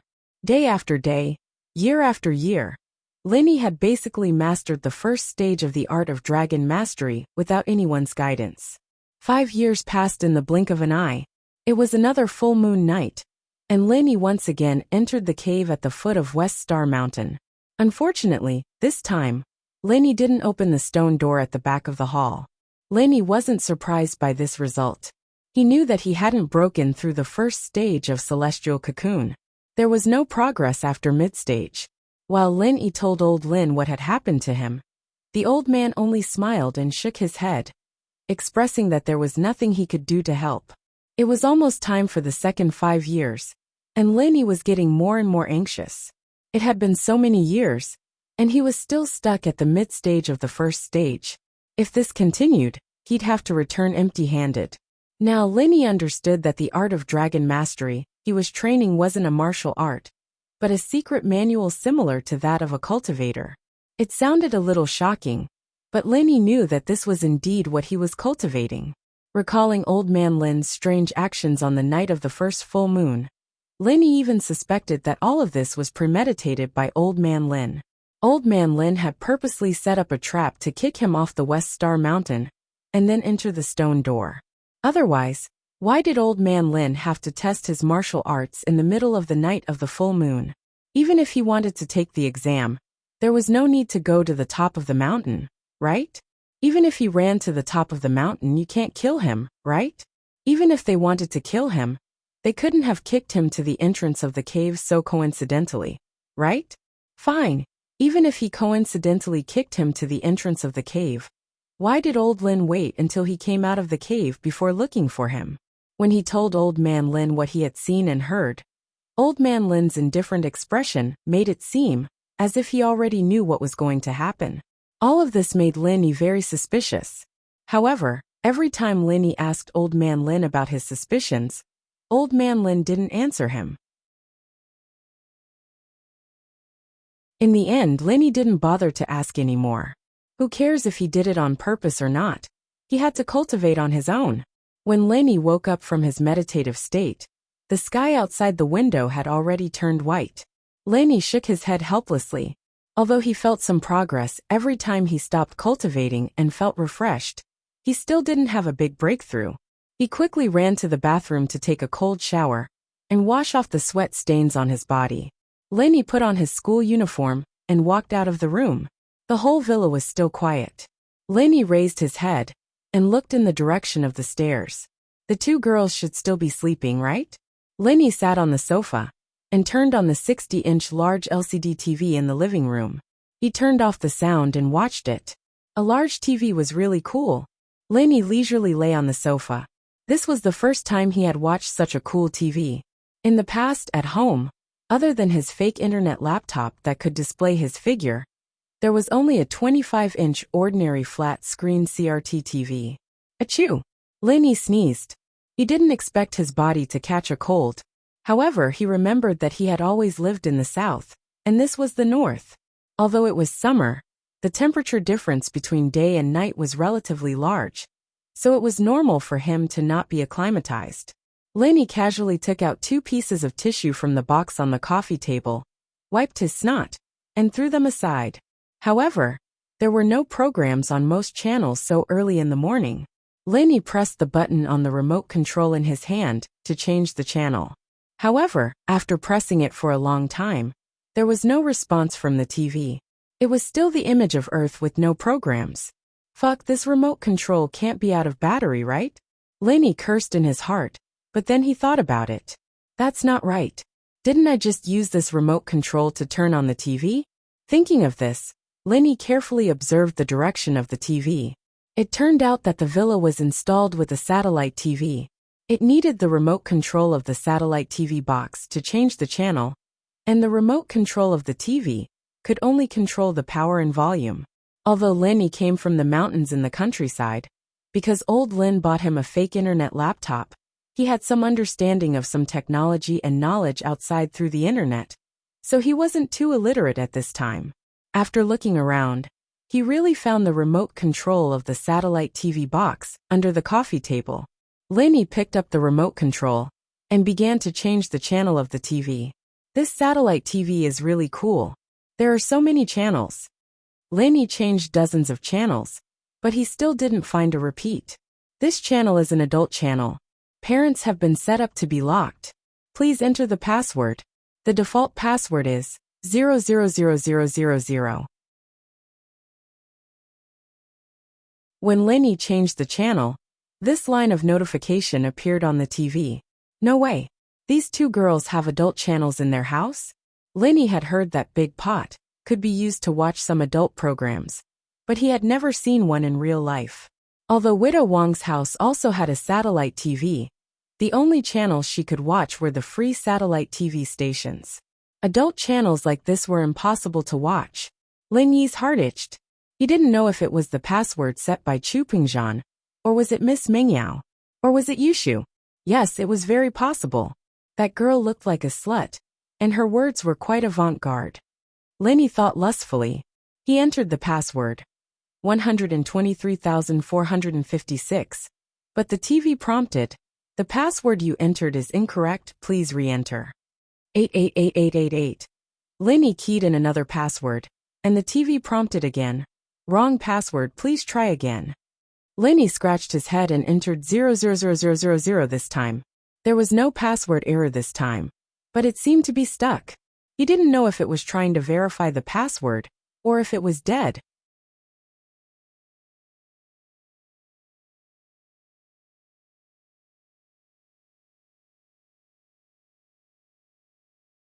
Chapter 16. Caught in the act. It was a rather famous AV actress in Japan, Hamasaki something. Lenny couldn't remember her name, but she was a voluptuous, big-chested girl. Lenny had seen her videos before, and it had left a deep impression on him. What Linny didn't expect was that the password was the initial password. It was written clearly on the TV, and yet he was still trying it out. This was the first time Lin-Yi had watched an AV on such a big screen. He'd always done it on his 10-inch laptop before, and he couldn't see anything clearly. This time, he could watch it however he wanted, and it was in high definition too. Lin-Yi's blood surged, and he almost ran to the TV to watch it. Yan, I'm so sleepy. Damned Yao Yao, you've been messing with me the whole night. I can't sleep now. Yushu's voice came from the second floor, followed by the sound of slippers coming down the stairs. Lin-Yi's hearing was sharper, and Yushu's voice was soft, but Lin-Yi heard every single word. Lin-Yi was startled. He'd be screwed if Yushu caught him watching an AV in the living room. Lin-Yi was standing beside the TV, and it was too late for him to go back and get the remote. He could only turn off the TV. Then he stood on the edge of the window and pretended to look outside. Lin-Yi couldn't help but curse his unluckiness inwardly. He'd gotten himself into an indirect kiss on the first day. And if Yushu were to catch him watching AVs in the living room today, he'd be kicked out for sure. Lin-Yi wasn't too keen on being the Mrs. Study companion, but the pay was high, and he got to eat and drink well every day. It wasn't easy to find another job like this. The main problem was that he hadn't resigned on his own accord, but because the miss had kicked him out, and for this reason at that. He'd probably never be able to raise his head again if old Lin were to find out about this. Lin-Yi sighed, blaming himself a little. Why did he have to try out the initial password for no reason? But it was Meng Yao's fault. Didn't she know how to change the password? Yushu jumped in fright when she saw someone standing by the window. She almost screamed out loud. But luckily she reacted fast enough to cover her mouth when she remembered that Meng Yao had just fallen asleep. What are you doing here so early in the morning? Yushu, too, realized that the person standing there was none other than Lin-Yi, the one who'd caused Meng Yao so much trouble for the entire night. I couldn't sleep, so I got up. Lin-Yi felt guilty and looked a little embarrassed. Oh, Yushu didn't think much of it. She frowned. When you wake up, just stay in the room. You almost scared me to death. Yao Yao and I are used to it. It's hard to get used to having another person in the room. Okay. Lin-Yi swore to himself that he'd never watch AVs in the living room ever again. It was too freaking scary.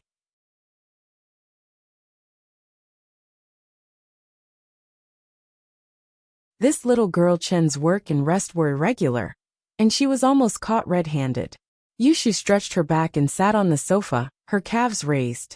It was a tempting sight, but Lin-Yi didn't dare look too long. His blood was already boiling from watching AVs, and his lower body was still very stiff. It'd be so awkward if Yushu saw it. Lin-Yi, I'm hungry. Go get me something to eat. Yushu ordered lazily. Me. Get me something to eat. Lin-Yi was a little startled. Since when did he become a housekeeper? He had to cook. You. Hurry up, I'm hungry. Yushu waved her hand impatiently. Lin-Yi was a little helpless. Why was Yushu ordering him around? Wasn't he supposed to be serving Meng Yao? Miss Chun. I was sent by Mr. Chu to accompany Miss Chu. I'm not a nanny. Isn't that the same? Back in the old days, a study companion was like a servant in the house, just a little higher than a servant. You'd have to do whatever the miss tells you to do. Yushu glared at Lin-Yi as she spoke with conviction. But, I'm Meng Yao's servant.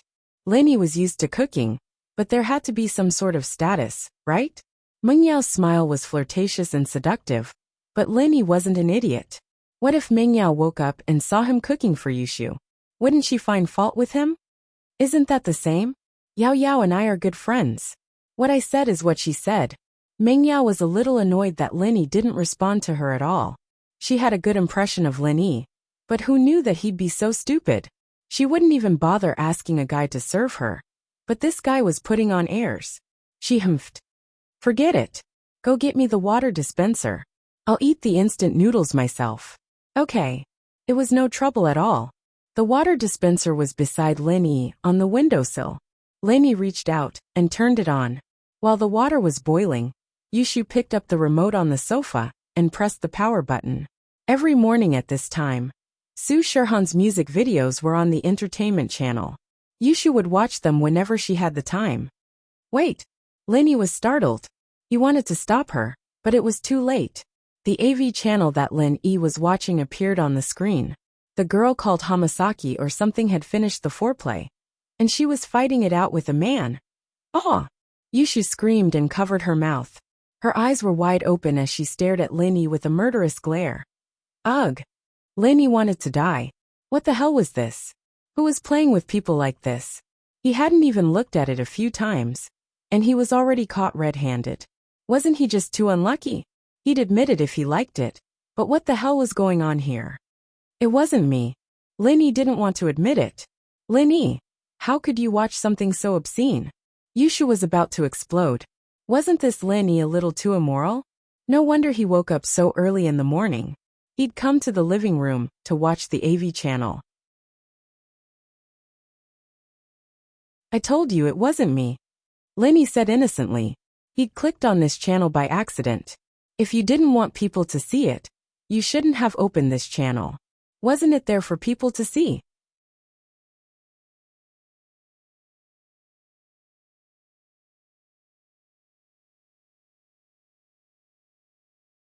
Chapter 17. Injustice, Part 2. Lin Yi wasn't expecting Yushu to remember it that clearly. There was no point in denying it now. He lowered his head and admitted it. Alright, it's an accident. I keyed in a random password out of curiosity. I didn't think I'd get into this channel. I didn't watch it. I turned it off when I saw it was this channel. Really? Yushu naturally didn't believe him. She looked at Lin Yi suspiciously. Of course it's true. Lin Yi said with a wronged look on his face. He was basically telling the truth. Humph. Yushu humphed coldly. She didn't want to argue with Lin Yi on this topic either. She picked up the remote from the coffee table and was about to change the channel when her eyes stopped on a ball of toilet paper on the coffee table. The toilet paper wasn't wrapped tightly, and there was some sort of sticky liquid inside. What's this? Yushu's face went green as her voice started shaking. Good Lin Yi, you're actually in Yao Yao's house watching porn videos and doing something so despicable. What's wrong with me? Lin Yi blinked as he followed Yushu's line of sight to the coffee table. He remembered something when he saw the ball of toilet paper he'd used before. Fuck, it couldn't be that unlucky, could it? Lin Yi knew that Yushu must have misunderstood the situation. That ball of toilet paper, that sticky thing, and the AV video he'd watched. It was only natural that people would suspect something. Lin Yi felt like he'd been wronged. What the hell was going on? Yushu, don't get the wrong idea. I've just come to the north, and I'm not used to the climate here. I've got a cold, and this is the paper I use to wipe my snot. You can look at it yourself if you don't believe me. Lin Yi said as he picked up the ball of toilet paper from the coffee table. Take it away. Yushu screamed. I don't want to see something that disgusting, Lin Yi, you bastard. Lin Yi felt a little awkward, but there was nothing he could do about it. Yushu didn't believe him, and he couldn't just force her to see it, could he? She could only take the tissue away resentfully. Believe it or not, I'm really not. Yushu rolled her eyes as an idea came to her. I've changed my mind. I don't want instant noodles anymore. Go cook for me. Huh. Lin Yi was stunned and asked, why? Because I have your secret in my hands. If you don't go, I'll tell Uncle Chu that you've been fucking in front of the TV at home, scaring both Yao Yao and me. Yushu smiled evilly. A few black lines appeared on Lin Yi's forehead. He was wrongly accused. But how was he going to reason with this matter? If the old man found out, his life would be over. Lin Yi took 2 deep breaths and gritted his teeth. You win. Ruthless? Not as ruthless as you. You can even do something so shocking. Yushu didn't back down at all. Lin Yi was a little speechless. Although he admitted defeat, he didn't forget to take revenge on Yushu. But do you dare to eat the food made by my hands? Oh, no problem. The book said that it's all protein, and eating it will make you look good. Yushu said nonchalantly. Lin Yi was completely speechless this time. Yushu was much harder to deal with than Meng Yao. Meng Yao hated him at most, but this girl was thinking of ways to mess with him. However, what surprised Lin Yi was that Yushu seemed to be a different person now. She just said that it was disgusting and told him to take the tissue away. But now she said that she ate beauty food. What do you want to eat? Linny asked. Anything is fine. I don't know what's in the kitchen. Go take a look. Yushu shifted her body into a more comfortable position, lying on the sofa seductively, her smooth calves peeking out of her pajamas. She was even swaying back and forth, causing some parts of Linny's body to start reacting again. Okay. Linny was afraid that Yushu would notice his embarrassment, so he walked towards the kitchen with his body bent. He hadn't even taken 2 steps when Yushu called out to him. Shield bro, what's wrong? Why do you have to learn? Yushu saw that Linny was bending his body, but when she saw Linny's lower body, she immediately understood what Linny was doing. She blushed and turned her face away. So dirty. Linny didn't bother explaining. Since he'd been discovered, he straightened up and walked towards the kitchen. Yushu looked at Linny's back, a sly smile on her face. Did he think that Miss Lin was an idiot? Didn't he know that it was snot? She'd learned about it in health class in school. It was milky white in color, and had a special smell to it that could be smelled from afar. Yushu hadn't smelled semen before, but she'd been sitting on the sofa for so long that she hadn't even noticed the toilet paper in front of her. Evidently, there wasn't any special smell to it. Most importantly, it was said on the internet that a man's lower body would become soft after doing it, and the way he was doing it just now didn't look like he was venting at all. But Yushu of course wouldn't tell Linny about this. She'd use this as leverage to blackmail Linny. Let's see if he'd dare disobey her next time. Having a free follower was great. Yushu smelled the aroma coming from the kitchen, and felt that her decision had been a wise one. Linny was surprised when he entered the kitchen. The facilities here were quite good, much better than the big stove he had back in the village. Everything was so modern. He saw a cute little apron hanging on the wall. It was a SpongeBob SquarePants pattern, but it looked very new. It shouldn't have been used much. Thinking about it, these 2 girls were well taken care of. It was impossible for them to cook by themselves. Linny put the apron on, and started looking for ingredients in the kitchen. There were tomatoes, spinach, celery, and some other vegetables in the cabinet. There were also some eggs, but the amount was small. Faubert probably prepared it for Mingyao just in case. He didn't know if Mingyao would cook for him or not, but as Pengzhan's most trusted person, Faubert would naturally take everything into consideration. He looked at the staples. There was flour and rice. Linny planned to make some noodles with the flour, and make some plain noodles. He was hungry anyway.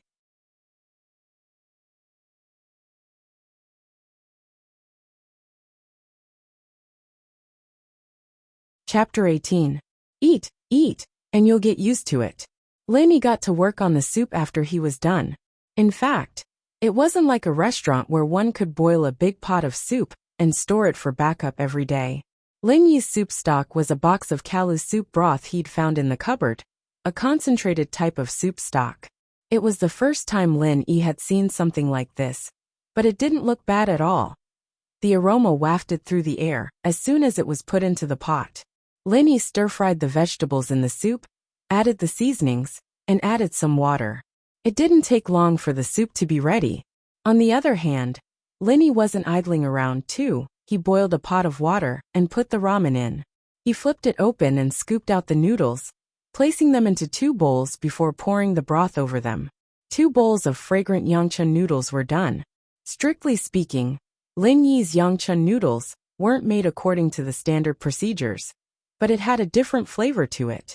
His old man loved Linny's noodles the most. There were still some noodles left in the pot, and Linny estimated that 1 bowl would be enough for Yushu. The leftovers were just enough for him to eat. Are you done? Yushu couldn't help but swallow as she smelled the aroma. She put on her slippers and stomped into the kitchen, calling out to Linny. Yep, I was just about to call you over.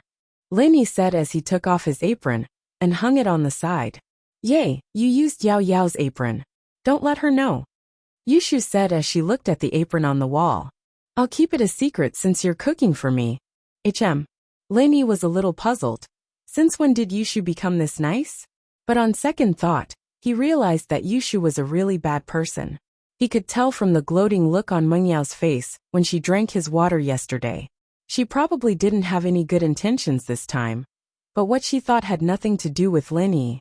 As long as Mengyao didn't use this opportunity to cause trouble for him, he'd be fine as long as he stayed at her side. Yushu frowned at the fact that Lin Yi was eating in front of her. It made her a little uncomfortable to see a man eating in front of her. But when she thought about the fact that Lin Yi was the one who made all these fragrant noodles, it didn't seem right to chase him away. She held it in and decided to fill her stomach first. Yushu had never tasted noodles this good before. She usually went to school with some milk or instant noodles in the morning, and this was her first time eating handmade ramen like this. Yushu, on the other hand, was afraid that Lin Yi would get cocky. She didn't say it out loud, though, as she kept her head down to finish the noodles in front of her, ignoring Lin Yi. Lin Yi was even happier that Yushu wasn't paying attention to him. He'd been worried that the girl would find fault with him again. He finished the noodles in his bowl like a whirlwind, and went to get a second bowl. But he remembered Yushu when he got to the pot. "You still want to eat?" "It's fine." Yushu shook her head. "Go get me a glass of water. Isn't there a drink behind you?"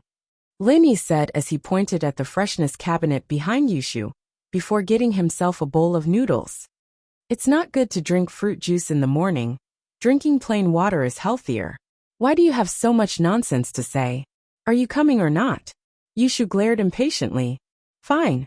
Lin Yi put the noodles on the table and went to the living room to get Yushu a glass of water. He couldn't help it. The other party had a handle on him. "Where's your glass?" Lin Yi was halfway there when he remembered that he didn't see Yushu's glass. How was he supposed to get her a glass of water? "Oh, in the cabinet under the water dispenser. The pink one is mine," Yushu said. Lin Yi nodded and walked to the water dispenser. "Ah, I'm so sleepy, that damn alarm clock." Mengyao yawned as she walked downstairs in a daze. She hadn't had a good night's sleep, and she'd spent the first half of the night thinking about how she'd lost her first kiss. She'd cried and complained to Yushu for half the night, and when she finally fell asleep, she wasn't as sad about what happened yesterday anymore. However, Mengyao felt that she hadn't slept for long before she was woken up by the alarm clock. She didn't want to wake up at first, but she remembered that she had to go to school today. Mengyao was a little puzzled when she realized that Yushu wasn't by her side. She'd been talking to her the whole time. But didn't Yushu sleep really late? Why was she up so early? She smelled the aroma of rice when she got downstairs. Mengyao didn't eat much last night, and she vomited out everything she ate. Her stomach was empty, and she started drooling as soon as she smelled the aroma. "Shu, what did you eat? It smells so good. Why didn't you wake me up?" Mengyao ran to the dining room and saw Yushu finishing a bowl of noodles, and in front of her was a steaming hot bowl of noodles. She was delighted. "Ha, I knew you wouldn't forget me, Shu. You even prepared a portion for me. Thank you." Yushu was drinking the noodle soup when she heard Mengyao's words. She was about to say something when she realized that Yushu had already picked up her chopsticks and started eating. "Ugh," Yushu sighed. She wanted to say something but stopped. She thought, "Don't blame me. It's your fault for being so fast. I haven't even said anything, and you're already eating it. It smells so good, so delicious." Mengyao was really hungry. She couldn't put down her chopsticks after a mouthful of noodles. She praised as she ate. "Shu, where did you buy this?" "I didn't buy it. Shield bro made it." Yushu shrugged and looked at Mengyao with sympathy. She couldn't bear to hurt Mengyao's weak heart anymore. "Ah." Mengyao was shocked. "He made it." "I don't want to eat his food." She put down her chopsticks as she spoke.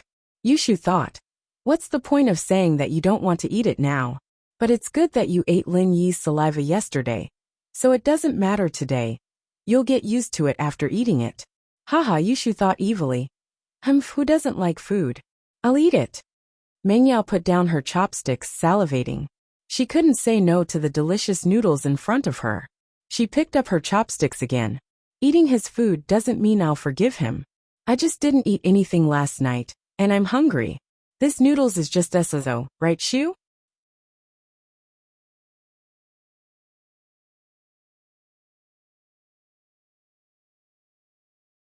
Chapter 19. Chapter 19. Wait, your water. Lin Yi made his way back to the dining room after pouring some water, only to find Meng Yao sitting in his seat, eating his noodles. Hey, Shu said the noodles you cooked for us were really good. Yushu turned around and took the cup of water from Lin Yi, glaring at him as if telling him to shut up. Oh, Lin Yi nodded, understanding what Yushu was getting at. He wasn't full yet. He should have cooked more if he'd known. What are you doing standing here? I can't eat with you standing here. Meng Yao hadn't noticed the little action between Lin Yi and Yushu, and frowned when she saw him standing there. Meng Yao wasn't used to letting men watch her eat. Lin Yi turned around and walked out of the dining room, heading back to his room. There was no need to get angry at a miss like that. Yushu was a little weird, but she was a lot easier to talk to than Meng Yao. Lin Yi decided to go back and pack his backpack. He'd finished all the high school courses by himself, but it was his first day at school anyway. He had to at least go through the motions, right? It's so good. Is there more? Meng Yao said, finishing the whole bowl of noodles. Not a single drop of soup was left. No. I'll ask Shield Bro to make more for you if you want more. Yushu said, puzzled. Why wasn't Meng Yao fat at all? Meng Yao ate more than her every time, but she was a few kilos thinner than her. Yushu wasn't fat, actually, but she wasn't as tall as Meng Yao, and that was why she looked a little buxom. Fortunately, all the extra fat was on her breasts and buttocks, which made Yushu feel a little proud of herself. Don't mention him, Meng Yao said, licking the soup off her chopsticks again, feeling a little regretful. Asking her to beg Lin Yi for help? Dream on. Yushu's face darkened at Meng Yao's action. Why do you like Lin Yi's saliva so much, Yao Yao? After the two finished the noodles, they went upstairs to wash up and change their clothes. Lin Yi, on the other hand, came to the dining room and cleaned up the dishes on the table. Of course, he didn't know that he didn't actually need to clean up. Faubert would send servants to clean the villa every day. However, Lin Yi was used to doing these things when he was at home, so he didn't find it inappropriate. When Lin Yi was washing the dishes, General Weiwu sneaked into the kitchen. When he saw Lin Yi, he widened his eyes with hostility and looked at Lin Yi cautiously. Lin Yi couldn't be bothered with him. General Weiwu saw that Lin Yi was ignoring it, so it stared at Lin Yi for a while and left. It had to be said that dogs were very sensitive animals. They could keenly sense existences that were more dangerous than themselves. It was just that Lin Yi didn't do anything aggressive, so General Weiwu didn't dare to provoke him. He quickly washed the dishes and put them into the disinfection cabinet.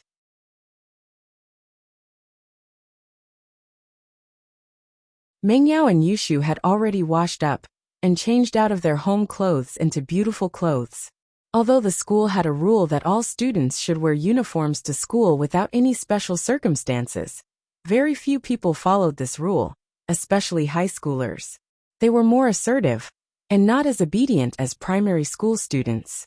Of course, there were exceptions, such as Lin Yi. Lin Yi was very happy as he touched the material of the uniform.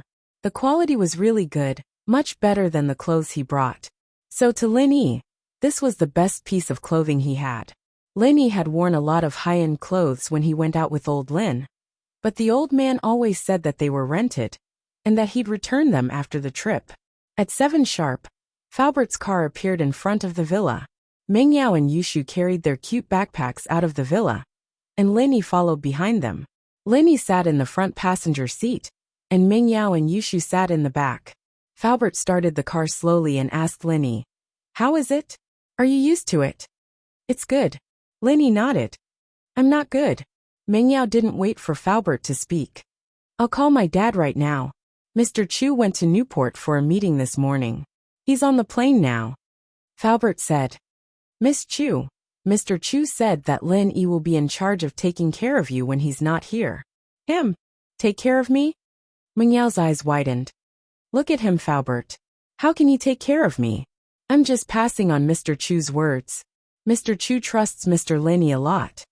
Faubert didn't understand what was so special about Lin Yi, but as Pingzhan's trusted follower, he would support Pingzhan's decisions unconditionally. Meng Yao pouted.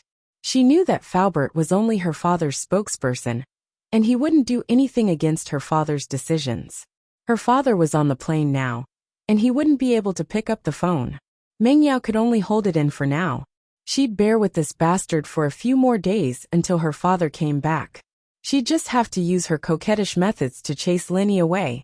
Mengyao's heart relaxed a little at the thought. Lenny had wanted to experience school life for a long time. But there wasn't a school in the village he lived in, and there weren't many cultured people. Other than old Lin, there was only Buttface in the village, but Lenny taught him how to read. Thinking of Buttface, Lenny missed him. He wondered how he was doing now. The car stopped in front of the first middle school, and Faubert parked the car. Lenny was about to get off the car, but Mengyao stopped him. Wait. Lenny was surprised, and he looked at Mengyao confusedly. It was rare for Mengyao to take the initiative to talk to him. Don't get off first. Wait until Shu and I enter the school before you get off. Otherwise people will misunderstand, Mengyao said in a domineering manner. Okay. Lenny didn't think there was anything wrong with Mengyao's request. She was the miss, and he'd do whatever she said. Hee, the miss's temper is like this. She's very willful. Please don't mind her, Mr. Lin. Faubert was helpless with the current situation. He could see that Mengyao was hostile to Lin Yi.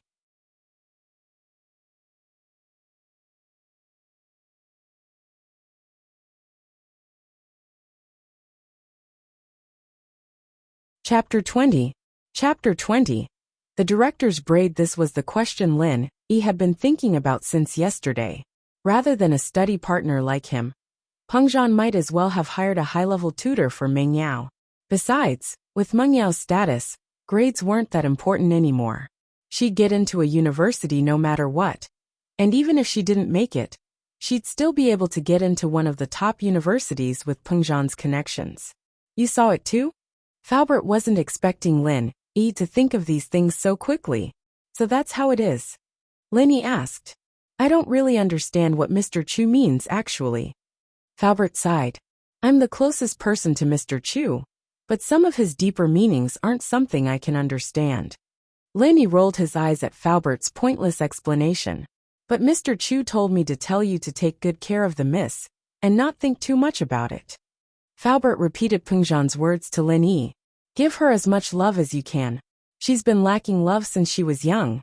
Lin Yi was speechless. What the hell was this family doing? Lacking love? He could give her love? What kind of joke was this?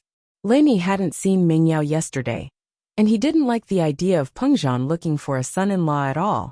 But after seeing the young and pretty Mengyao, he realized that it wasn't that bad after all. But would Mengyao even fall for him? She'd hate him more than enough, wouldn't she? Still, Lin Yi didn't say much to Faubert. He only nodded and got out of the car. Did you find out who that laborer was? Pin Liang asked with a frown as he rubbed his swollen butt. The man was the reason he hadn't been able to lie down and sleep the whole night. Nope, Naipeo and I went to a couple of construction sites last night, but we didn't see this guy. Xiaofu shook his head. Liang bro, maybe he hasn't started working yet? No matter what, we must find this person. Motherfucker. How dare he kick me? I won't let him go. Zhong Pingliang said fiercely. Yes, brother Liang. Gao Xiaofu hurriedly promised. Lin Yi carried his school bag and entered the school. This feeling was so good that it made Lin Yi feel infinitely good. This was campus life, the legendary birthplace of first love. Lin Yi's bag was one of those black bags the school gave him. It was very rustic, and most of the students, like Mengyao and Yushu, had switched to their own beautiful bags. Only the poorer students would dress like Lin Yi. He was wearing his school uniform and carrying the school's free school bag. How sharp was Lin Yi's eyes! He saw Zhong Pingliang and the others as soon as he entered the school gates. Wasn't this the guy who'd been bothering Mengyao yesterday? But since he didn't bother Lin Yi didn't bother with him. He walked right past them. Liang bro, why did that guy look so familiar? Naipeo said as he looked at Lin Yi's back.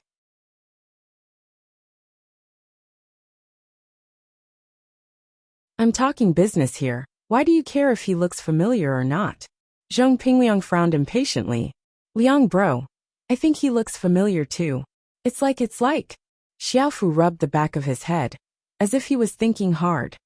Like what? Can't you just say it already? Zhong Pingliang cursed.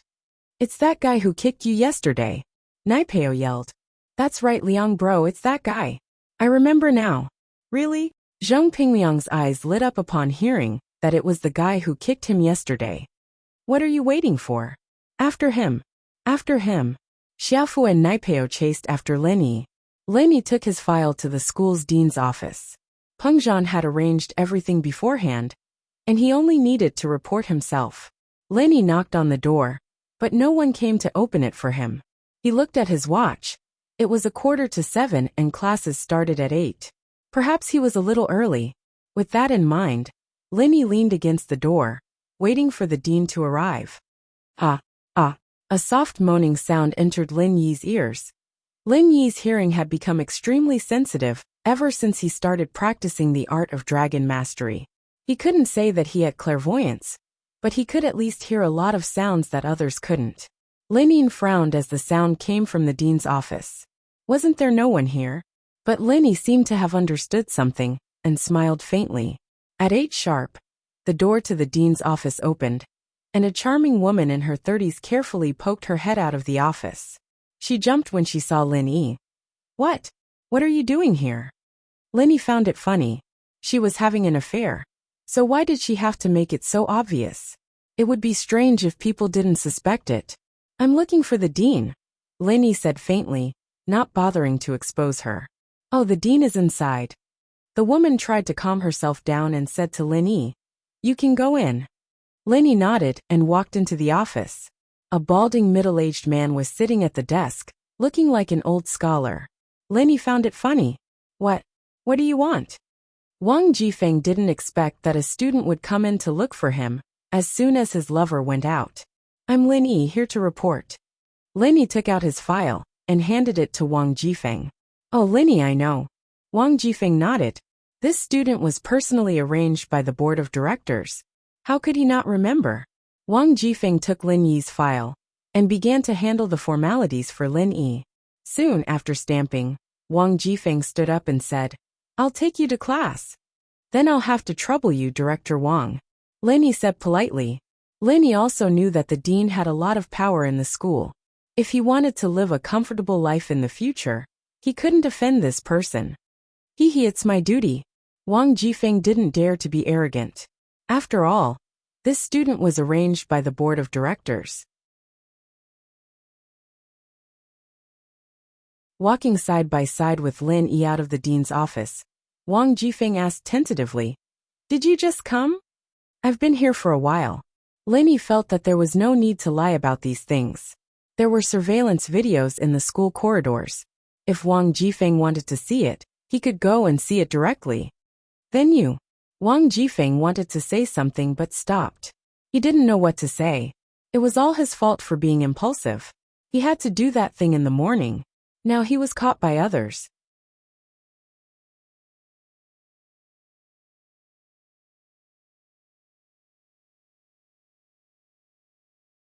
Chapter 21. A show of strength. Jifeng's eyes widened at Lin Yi's words. The kid must know something. Jifeng would have been relieved if Lin Yi had acted like he didn't know what was going on. But Lin Yi had said something like this. Jifeng could tell what was going on no matter how stupid he was. Fortunately, Lin Yi's words meant that he didn't want to stick his nose in his business. Jifeng relaxed a little. If the principal or the board of directors were to find out about this, he'd be done for as a dean. Haha. Jifeng laughed dryly. Lin Yi, if you run into any trouble in school, feel free to look for me. Remember my phone number later. Thank you, Mr. Wang. Lin Yi quickly put on a fearful expression as he thanked Jifeng. Lin Yi knew that his identity was a little special. He was here for Ming Yao, and it was only natural that he'd do something out of line. He couldn't go to Peng Zhan and Faubert for help every time something happened, so he might as well use this opportunity to build a good relationship with Jifeng. It seemed like he'd achieved his goal. As long as he didn't go overboard, Jifeng would be able to take care of it for him. Lin Yi followed Jifeng to Class 5's classroom. Jifeng pushed the door open and waved at the homeroom teacher. This is the new transfer student, Lin Yi. Please arrange a seat for him. Pingliang's eyes widened when he saw Lin Yi. That's right. Wasn't this the kid who kicked him yesterday? Gao Xiaofu and Naipeo had been chasing after him for half a day, but they'd let him slip away. Who would have thought that he'd come knocking on his door again? I'm Linny. My name is Linny, E as in elegant. After a brief self-introduction, the homeroom teacher arranged for him to sit at a single table at the back of the class. The homeroom teacher understood that Lin E had some sort of background, but it wasn't the right time to arrange seats at the start of the school year. The homeroom teacher couldn't do anything about it now, so he had to force Lin E to sit at the back for now. Lin E, however, wasn't too particular about his seat. He nodded happily and walked to the last row of the class. Meng Yao's head was lowered as Lin E introduced himself, and Yushu, on the other hand, stared at Lin E like a curious baby. It gave Lin E the creeps. This Miss Chen was even harder to deal with than Miss Chu. Pinliang shot a glance at Naipeo, since Lin E had to walk past him to get to his seat. Naipeo made an okay gesture at Pinliang, indicating that there was no problem. Lin E had noticed it the moment he entered the class. Pinliang was a student of 12th grade class 5 as well, and so he paid extra attention to him. All of his little movements after that naturally entered Lin Yi's eyes. When Lin Yi walked past Naipeo, the latter raised his right leg, intending to send Lin Yi tumbling. Lin Yi smiled in disdain as he raised his leg to kick, but if he did, Naipeo's bones would probably be fractured.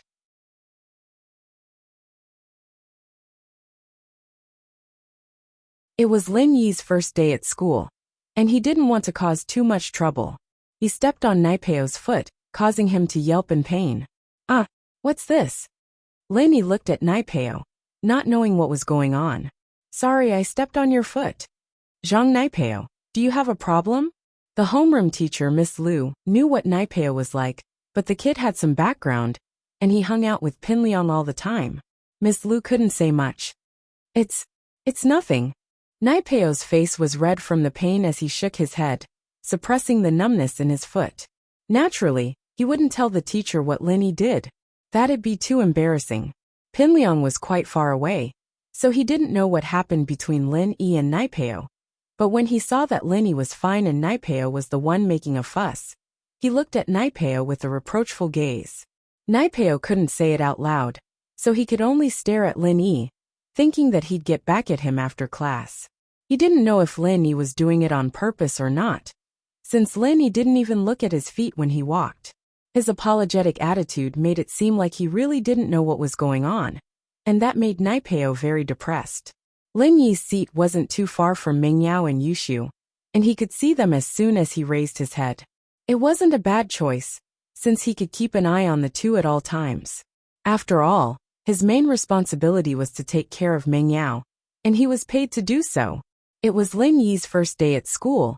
He'd never been to a classroom before, and he'd only seen the classroom, the school, and the students in the classroom from the internet. Lin Yi opened his bag and took out his physics textbook. The first class was physics, and Lin Yi had confirmed it with the timetable. Today is Lin Yi's first day at school.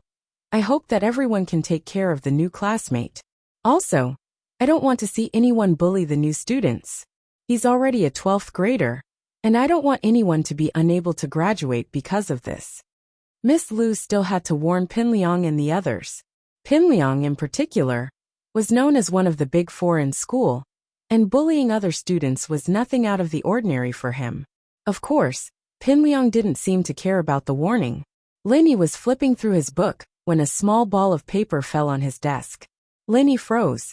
This Zhang Naipeo couldn't be that bad, could he? Throwing a paper ball at him after getting stepped on? How was he at kindergarten level? Lin Yi raised his head to find Yushu looking at him with a smile on her face. Lin Yi felt a chill run down his spine. This wasn't the girl's doing, was it? Yushu pointed at the paper ball on Lin Yi's desk before turning away. Lin Yi paused as he looked at the paper ball on his desk, and then at Yushu's back. Was this the legendary passing notes? Man, it'd be great if it was a pretty and gentle girl passing notes to him. Yushu was just one of the few things that matter. She was pretty, but gentle was nowhere to be found.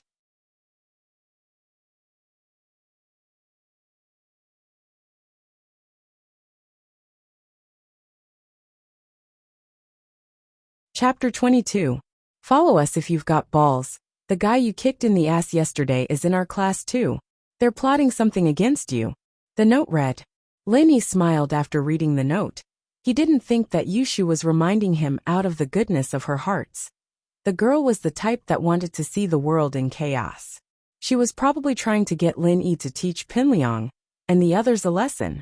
Pinliang was probably annoying her to no end. The physics teacher was an old man in his 50s, but his knowledge was solid. Lin Yi had studied the content on his own before, but he was still able to listen to it with great interest. Pinliang called Xiaofu and Naipeo out after class, but didn't come looking for trouble with Lin Yi. Lin Yi, on the other hand, couldn't be bothered with them. Naipeo, what's wrong with you? Pinliang glared at Naipeo, pissed. Didn't I tell you to show him who's boss? What the hell are you doing? Don't talk about it, Liang bro. I was just about to put my foot out, trying to trip him up when he stepped on my foot. Motherfucker, it hurts. Naipeo said bitterly. It still hurts. You were discovered by him? Pinliang frowned. He'd just gotten kicked by Lin Yi yesterday, and he knew how strong Lin Yi was. Naipeo must have been in a lot of pain. I don't think so. He didn't even lower his head. Naipeo was suspicious as well. Fuck. I didn't think we'd fall into a country bumpkin's hands one after another. We'll block him in the washroom later. I'll show him the difference between piss and beer. Pinliang said hatefully. He'd been named one of the big four ever since he entered the school, and he'd never been taken advantage of like this before. And we'll show him the difference between shit and cake. Xiaofu added. The three were discussing when a man in black walked over with a cigarette in his mouth. I say, Liang, what are you guys doing? Having a meeting or something? Isn't this Brother Ming? Pinliang raised his head and saw one of the big four, Zhou Ruoming. The guy had done more bad things than Pinliang had ever done. He'd heard that he'd dragged a girl from his class into the woods and raped her in middle school. Zhou Ruoming nodded, enjoying the Ming bro. His family background wasn't as good as Pinliang's, but he was more ruthless and had a big brother in the underworld. That was why he was popular in school. Is there anything I can help you with? Zhou Ruoming asked. It's nothing, he's just a country bumpkin. I'll show him who's boss in this school. Pinliang, naturally, didn't want to lose face in front of Zhou Ruoming. Fuck. He's just a country bumpkin. Yet you guys are so serious about holding a meeting. Zhou Ruoming lost interest immediately. He thought it was something fun, so he shook his head and left. He'd had his eye on a girl from class 9, 12th grade. He'd been trying to figure out how to get his hands on her. But that cold beauty was very prideful and aloof.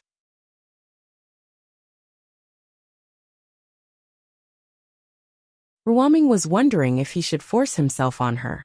The reason why he said it was his sister was because Ruoming was studying in the college entrance exam tutorial class, the 4th year of high school. It was a class for students who couldn't get into college, and Ruoming could spend money to get into college anytime he wanted. Staying in high school was actually his own idea. He enjoyed this kind of life, and he understood that it wouldn't be the case once he went to a university in another city. University students and high school students had different worldviews. He'd be out of his family's sphere of influence, and he'd die a horrible death if he continued to act so arrogantly. So Zhou Ruoming told his father that he'd study for another year and take the college entrance exam next year. Naturally, Mr. Zhou agreed when he saw that his son was willing to study. He didn't know about Lin Yi's little tricks. Lin Yi passed the 3 periods peacefully, with Meng Yao acting as if she didn't know him at all. She didn't even look at him once, and Yushu, on the other hand, kept sneaking sneaky glances at him. Lin Yi, naturally, didn't think that Yushu had fallen for him. The girl probably wanted to see him fight with Pinliang. The 3rd period was the daily exercise break, and Lin Yi was about to go to the field with his classmates when he saw Pinliang, Naipeo, and Xiaofu walking towards him. He was in the last row, and there was no way he'd pass by here when he left the classroom. Without a doubt, these 3 were here for him. Lin Yi also knew that it was only a matter of time before they came looking for him. Yeah. Yao Yao, look. That idiot Pinliang's going to look for Shield bro. Yushu had been paying attention to Pinliang and Lin Yi's movements for the past few periods. Seeing that Pinliang was finally going to look for trouble with Lin Yi, she got excited. She'd wanted to see Pinliang make a fool out of himself for a long time, but hadn't done anything because of the elders. Now that someone had done it for her, naturally she was excited. Pinliang's going to teach that bastard a lesson then. Meng Yao was still pissed off. No way, Yao Yao, why are you siding with Pinliang? Yushu blinked. Don't tell me you actually like him? Who the hell likes him? But I hate Lin Yi even more. Meng Yao humphed. Let's go, ignore him. Don't, I want to see who's going to win. Yushu pulled Meng Yao, not letting her go. Fine. I want to see how that bastard is going to get beaten up. It'll help me vent my anger. Meng Yao said. But she didn't know why. But she didn't want Lin Yi to lose. In comparison, she still hated Pinliang more. Lin Yi was despicable. But he wasn't that despicable. So the two curious babies held hands and hid at the door of the classroom, observing the movements inside the classroom. Kid, do you know why we're looking for you? Pinliang stood in front of Lin Yi, looking cocky as he pointed at Lin Yi.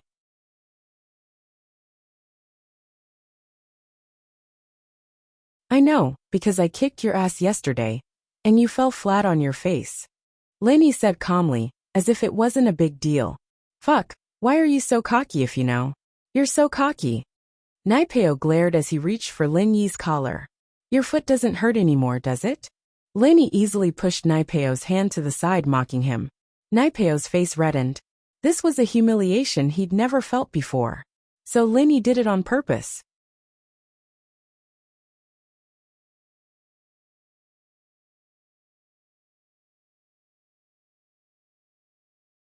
Chapter 23. Toilet rain, sure. I need to go to the washroom anyway. Pinliang's words were exactly what Lin Yi was thinking. He'd caught the dean's weakness this morning. But Lin Yi wasn't sure if the dean would be able to help him if anything went wrong. Finding a place with no one around would be ideal. Pinliang didn't know what to do now that Lin Yi agreed so readily. He looked at Naipeo and Xiaofu, not knowing what to do. They'd always get scared when they wanted to teach someone a lesson, begging for mercy when they heard that they needed to go to the washroom. Lin Yi was the only one who said that he needed to go to the washroom. Let's go then. Pinliang wasn't in a good mood. Talking to Lin Yi didn't give him any pleasure at all. Yao Yao, look at Shield bro. He's so cool. Yushu waved her little fists excitedly. We'll have a good show later. I think he's got a puncture to his brain. He's still acting like he's facing 3 people. Meng Yao curled her lips. Lin Yi and Pinliang walked out of the classroom to see Meng Yao and Yushu standing at the doorway. Lin Yi didn't think much of it. He knew that Yushu was here to watch the show. But Pinliang put on a fawning smile. Yao Yao, why are you here? Why can't I be here? I can be wherever I want. It's none of your business. Meng Yao rolled her eyes. What are you guys doing? Me? This country bumpkin doesn't know anything. I'm teaching him a lesson. Pinliang didn't know that Lin Yi and Meng Yao knew each other. He thought that they didn't have a relationship. As far as Pinliang was concerned, girls like strong men. The stronger he was, the safer they'd feel.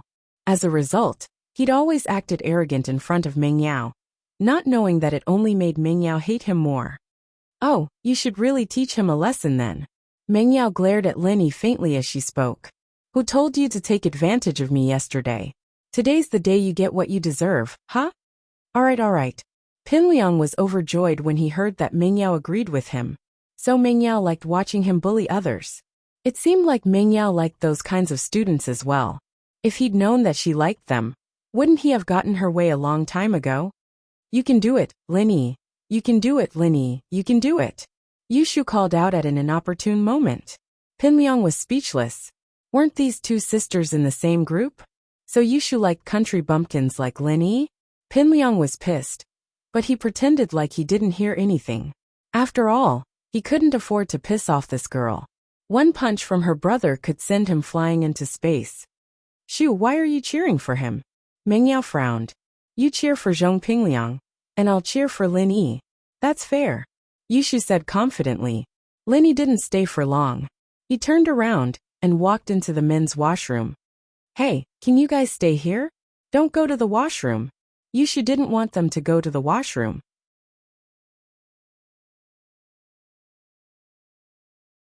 She wouldn't be able to watch the show. Pinliang pointed at the washroom, meaning that Lin Yi was already in there. There was nothing he could do. He wanted to do it in the school hallway. It might attract the dean's attention, but he'd do it if he could win the girl's heart. In fact, Students like Pinliang were still afraid of the homeroom teacher and dean on the surface. After all, he was still a student. He wasn't as fearless as the hooligans in the real world. If the dean really did tell his father about his bad behavior, he wouldn't have a good time at home. But most of the time, the homeroom teacher and dean would turn a blind eye to young masters like him. They knew that they couldn't study, so they let them be as long as they didn't cause any trouble. "Why don't you guys come in and watch?" Pinliang said after some hesitation. "That's the men's washroom." Yushu pointed at the big men word. "Liangyi, you're not asking us to make mistakes, are you?" Pinliang didn't like being called Liangyi, but he didn't do anything about it. He smiled. "It's fine, everyone's in the exercise break. No one's going to the washroom at this time. We'll go in first." Pinliang was afraid that Lin Yi would run into the washroom and lock himself in. So he quickly ran into the washroom with Naipeo and Xiaofu. "Yao Yao, should we go in?" Yushu didn't want to miss out on this exciting scene. She wanted to see Lin Yi beat up Pinliang. "I don't think that's a good idea." Meng Yao hesitated.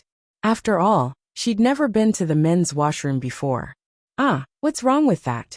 Didn't Pinliang say that no one's going to the washroom at this time?" Yushu grabbed Meng Yao's hand and ran towards the washroom. "Man!" Meng Yao sighed, feeling that something wasn't right. She had a bad feeling about this. Lin Yi really did want to go to the washroom. He drank a big bowl of noodle soup in the morning and spent most of his time familiarizing himself with the classroom. He didn't have time to go to the washroom. This washroom was quite high class, with its own urinal. It wasn't like the latrines in the village. In fact, back in the village where Lin Yi lived, he could just go to the washroom anywhere. Lin Yi was peeing when he heard footsteps behind him. Lin Yi saw Pinliang, Naipeo, and Xiaofu's silhouettes through the glass on the side. "Fuck, this guy's really peeing here?" Xiaofu's eyes were wide open. He couldn't help but sigh at Lin Yi's stupidity. Why did it seem like he wasn't afraid of anything? "Leave it to me." Pinliang cackled as he ran towards Lin Yi.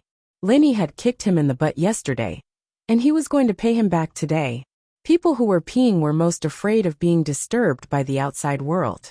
If they were interrupted right now, they'd be scared out of their wits, and in the worst case, they'd get sick. One had to admit that Pinliang was quite a sinister person. He'd chosen this moment to kick Lin Yi. Not only would he be able to send Lin Yi flying into the urinal, but he'd also be able to scare Lin Yi out of his wits. Pinliang was so happy that his mouth was crooked. He tiptoed towards Lin Yi. Lin Yi had seen Pinliang's actions from the reflection of the glass window. He found it funny. When Pinliang was behind him, Lin Yi turned around abruptly, clenched his teeth, and sprayed a stream of urine at Pinliang. "Ah!" Pinliang panicked. His plan was ruined by Lin Yi in an instant. He quickly dodged to the back. But how could Pinliang compare to the speed at which he peed like a water gun? At the same time, Pinliang felt like it was raining on his face, wet from the spray. The worst part was that he'd opened his mouth wide when he screamed, and now he'd drunk a mouthful of Lin Yi's urine. Pinliang struggled to dodge, but his foot stepped on Lin Yi's urine. He slipped and fell flat on his back.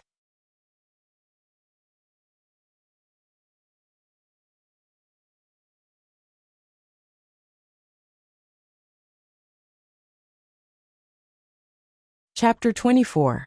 Impure. The two tiptoed their way to the men's washroom, hoping to see the fight between Lin Yi and Pinliang. They didn't expect to see Lin Yi shooting at Pinliang with a water gun the moment they peeked their heads out. Meng Yao was going crazy. What the hell was going on? Didn't Pinliang say that no one was going to the washroom at this hour? What was Lin Yi doing then? Meng Yao covered her eyes with her hands. "Pervert!" She cursed before running away. Yushu, on the other hand, screamed as well, but didn't cover her eyes. She took a few more glances before running off with Meng Yao, mumbling to herself as she ran. Men are just like what the books say. They can be big or small, but they can also be big or small. They looked so big this morning, but now they're so much smaller. So weird. "Shu, what are you talking about?" Meng Yao heard Yushu talking to herself and asked, not understanding what she was saying. "Nothing." Yushu blushed. She'd be so embarrassed if Meng Yao had heard what she said. "I can't take it anymore. I'm going to break down." Meng Yao ran back to the classroom, panting heavily. How could he do that? How could he show such a disgusting thing in front of me? I'm done. I'm done for. I'm impure now. Yushu curled her lips. Wouldn't she be a slut if she looked at him once? Wouldn't she be considered a slut if she looked at him twice? She wouldn't die if she looked, but Lin Yi was the unlucky one. Yushu tried to calm Mingyao down. Yao Yao, that's the men's washroom, alright? We were the ones who peeked. Ah. Mingyao thought about it. She was right.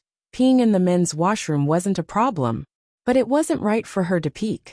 Mingyao frowned as she remembered something. Right, you're the one who dragged me there. I didn't. Didn't Pinliang say that no one was going to the washroom at this hour? Yushu naturally pushed the blame onto Pinliang. Geez. Mingyao sighed. She had no choice but to accept her bad luck. She'd never seen anything like that in her life, but there was nothing she could do about it. She'd drunk the drink Lin Yi had drunk from yesterday, and she couldn't blame anyone else. But no matter what, he was determined to kick Lin Yi out of the door. Her life had been pretty peaceful, but ever since this guy showed up, everything had changed. It had only been 2 days, but she was already no longer pure. Not only had she lost her first kiss, but she had also seen something that shouldn't be seen. If he was allowed to stay at home for 2 months, who knew what would happen? Mingyao had made up her mind. She'd talked to her father personally when he came back from his business trip. Even if she had to compensate this bastard for the termination fee, she couldn't let him stay by her side. It was too dangerous. Pinliang's scream didn't affect Lin Yi at all, but Mingyao and Yushu's screams, on the other hand, gave Lin Yi a huge fright. What the hell were these 2 girls doing in the men's washroom?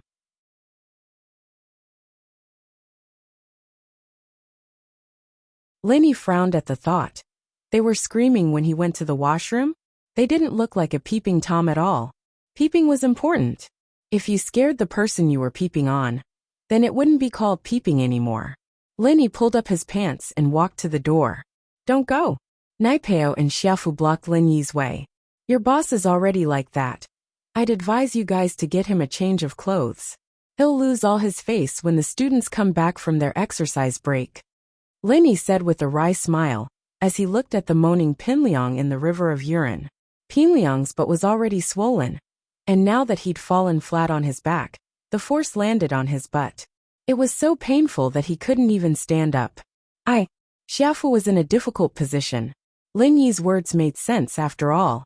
Reputation was more important than anything else in this school. And if someone were to see Pinliang come out of the toilet covered in piss, he'd become a laughingstock for the rest of his life. This isn't over yet.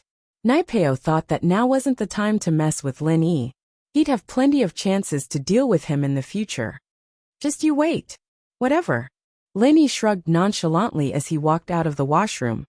What the hell are you 2 doing? Hurry up and help me up. Pinliang didn't think much of it at first, but Lin Yi's words scared him. He couldn't afford to lose face like this. Liang bro, Naipeo looked at the wet Pinliang, feeling disgusted. It wasn't water. It was urine. Asking him to help Pinliang up was the same as getting a handful of urine. Xiaofu had the same thought as well. He reached out his hand a few times, only to stop there. What, you think it's dirty? Pinliang frowned as he reached out his hand, a little pissed off. He grabbed both Naipeo and Xiaofu, and the 2 of them were covered in urine. They had no choice but to help Pinliang up with a bitter smile on their faces. But going back to class wasn't an option now, so they'd have to find a place to take a shower and get a change of clothes. The 3 of them left the school through the back door. Pinliang was pissed off at the feeling of going for wool and coming home shorn. He swore to himself that he'd teach this country bumpkin a lesson he'd never forget. Not for anything else, but for exposing his dick in front of Mingyao. That was something he couldn't allow. It was like his woman being humiliated by another man. Mingyao wasn't his woman yet, but Pinliang believed that day wouldn't be too far away. With his family background and his strength, Mingyao would definitely fall for him. Pinliang felt a little better at the thought. The exercise break wasn't over yet when Lin Yi returned to class. Back in the mountains, Lin Yi heard of the term exercise break for the first time. His first reaction was that it couldn't be, right? As expected of a big city.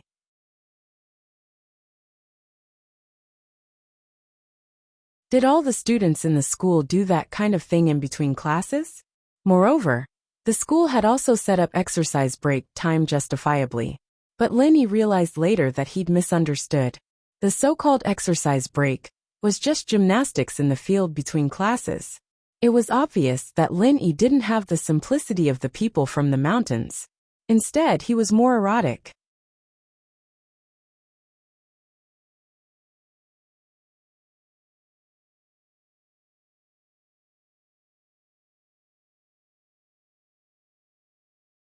Chapter 25.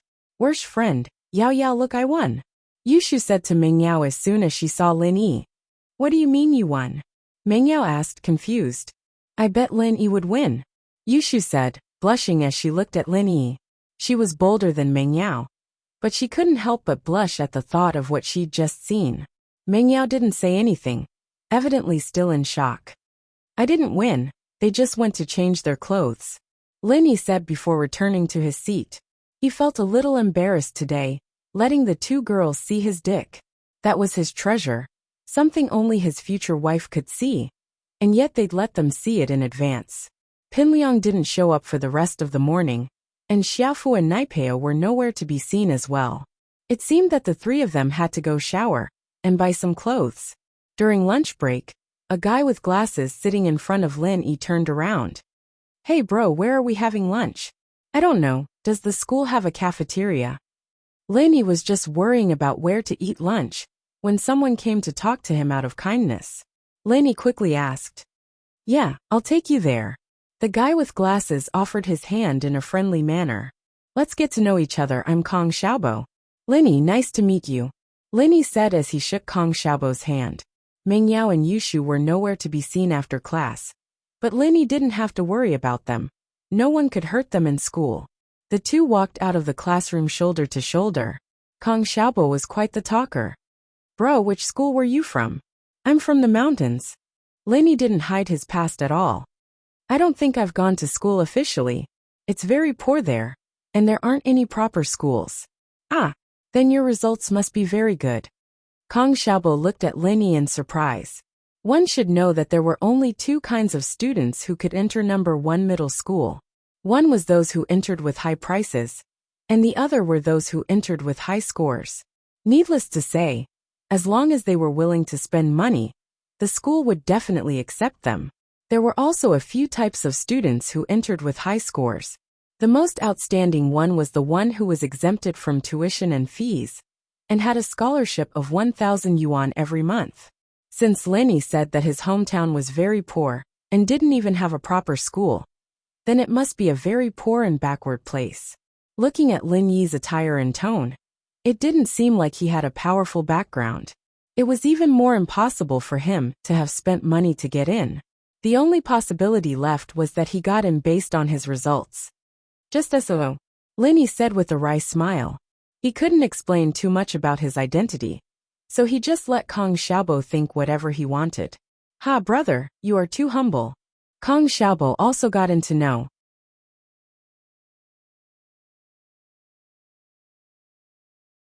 One middle school, and in his heart, he looked down on students like Pinliang who spent money to pass time. Seeing that Lin Yi also got in based on his results, he had a good impression of him. The two walked to the cafeteria together. Along the way, there were young and beautiful girls everywhere, dazzling Lin Yi's eyes. Brother, I didn't know you liked this. Kong Xiaobo saw Lin Yi's gaze sweeping around, and he smiled slyly. He whispered, but let me tell you, there are only a few girls in our school that can be considered top quality. What top quality? Lin Yi asked, stunned. Although he glanced at the girls in the school, he was mostly looking at the school's facilities and environment. Hey brother, don't pretend to be pure. Kong Xiaobo patted Lin Yi's shoulder and said, at our age, it's normal to have thoughts about pretty girls. But, you can look and fantasize about them. But if you really go after them, I'm afraid you will only get rejected. Lin Yi heard Kong Xiaobo's words and smiled bitterly. So this guy was a wolf. He looked gentle and wore glasses, but it turned out that he was a man who was cold on the outside. Seeing that Lin Yi didn't say anything, Kong Xiaobo thought that Lin Yi wasn't convinced. So he continued, I say brother, don't be upset. Actually, good grades aren't everything these days. Of course, this is also one of the reasons. Girls like handsome men. And the most important thing is that they have money in their pockets. Us, don't even think about it. Haha, this theory of yours is quite interesting. Lenny laughed, but in his heart, he didn't think much of it. For girls like Mingyao and Yushu, money didn't mean anything to them. Otherwise, with Pingliang's family background, how could he not be able to get them? Of course, but just having a theory is useless. The top quality girls in our school have high standards. Kong Xiaobo shook his head. What top quality? Who are they? Lenny started to gossip after listening. He had nothing to do anyway. And since this Kong Xiaobo wanted to get close to him, it wouldn't be bad to have another friend in school. Ha, I say brother, are you serious? Didn't you see? In our class, there are 2 of them. Kong Xiaobo said proudly. Although the beauties had nothing to do with him, they were still in the same class. It was enough to make people jealous. Not for anything else, just for the eye candy. You're not talking about Mingyao and Yushu, are you? Lenny only knew the names of these 2 girls. He'd seen Mingyao's profile back then, and knew that she was the school beauty. Her best friend Yushu, on the other hand, was 1 in a million. Fuck no way, bro. You've only been here for 1 morning, and you already know their names? Kong Xiaobo's mouth formed an O shape, and a shocked expression appeared on his face. Looking at Kong Xiaobo's expression, Lenny knew that he must have misunderstood. But Lenny couldn't explain his relationship with Mingyao.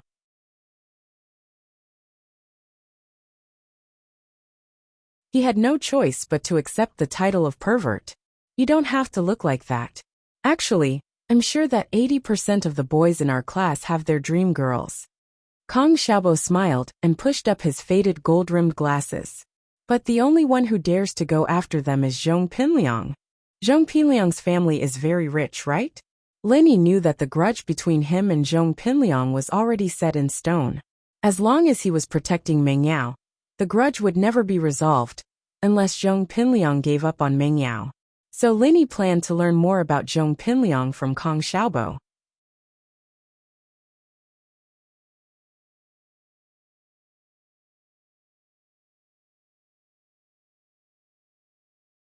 Chapter 26. Chapter 26. Commoner Lenny nodded. So he was an entertainment tycoon. Someone who relied on nightclubs and karaoke to make a name for himself. He couldn't say all of them, but a lot of them had a shady background. But that was understandable. After all, there were all sorts of people who came looking for trouble. It was impossible to run a business without a strong background. Looks like his family's pretty big in the city. Lenny wasn't afraid of Pinliang at all. As far as he was concerned, mafia bosses and corporate CEOs weren't as scary as his old man. Old Lin would beat him to death if he pissed him off, and he wouldn't be able to defend himself at all. His family's nothing. Kong Xiaobo curled his lips in disdain. It was obvious that he didn't like Pinliang at all. If we're talking about money, Mingyao's family's the real deal. Pinliang's family only has a couple of entertainment businesses in the city, but House Chu's is the real deal. They have a lot of branches in the country. Lenny had a rough understanding of Pengzhan's power. If Pengzhan Industries was an aircraft carrier, then House Zhong's businesses were small boats. It was only natural that Mingyao didn't care about a nouveau riche like Pinliang. Looks like you know a lot. Lenny smiled. Kong Xiaobo's face reddened as he said awkwardly, "How many boys in our school don't know about Mingyao's background?" Yushu, on the other hand, is a little more mysterious. How so? Lenny was curious. Lenny had never met Yushu's family before, but he could tell that Yushu was picked up by Mingyao's family car every day, and even ate at Mingyao's house after school. It made Lenny feel like Yushu was borrowing Mingyao's fame, but Kong Xiaobo's words made it seem like that wasn't the case. I heard that Yushu's grandfather was an elder during the liberation period, and her brother was a major general in the army. Back in the first year of high school, there was a boy who used his family background to chase after Yushu, so he tried some dirty tricks. Yushu's brother found out about it and beat the boy up, sending him to the hospital for half a year. The boy's family didn't even dare say a word, and even went to the Chun house to apologize, Kong Xiaobo said mysteriously. From this, you can see how powerful Yushu's background is. Yushu, on the other hand, doesn't take the initiative to cause trouble. There are a lot of people who like her, but they don't dare confess. Lenny thought to himself, this is called not causing trouble? She doesn't cause trouble, but she always provokes me. Not only did she have a handle on him, but she even saw that part of him. What the hell was going on? Just thinking about it gave him a headache. Lenny wasn't afraid that Yushu's brother would cause trouble for him. He knew Yushu's personality well, and the girl seemed to be a lot more open-minded than Meng Yao.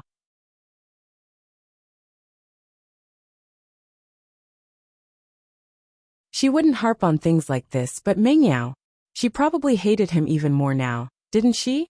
Sometimes, Lenny would rather be Yushu's study companion than Meng Yao. The miss was really hard to please. Lenny, you're not falling for them, are you? Kong Xiaobo patted Lin Yi's shoulder when he saw that Lenny wasn't saying anything. Lenny smiled bitterly, shaking his head. How could I? I've never thought about that.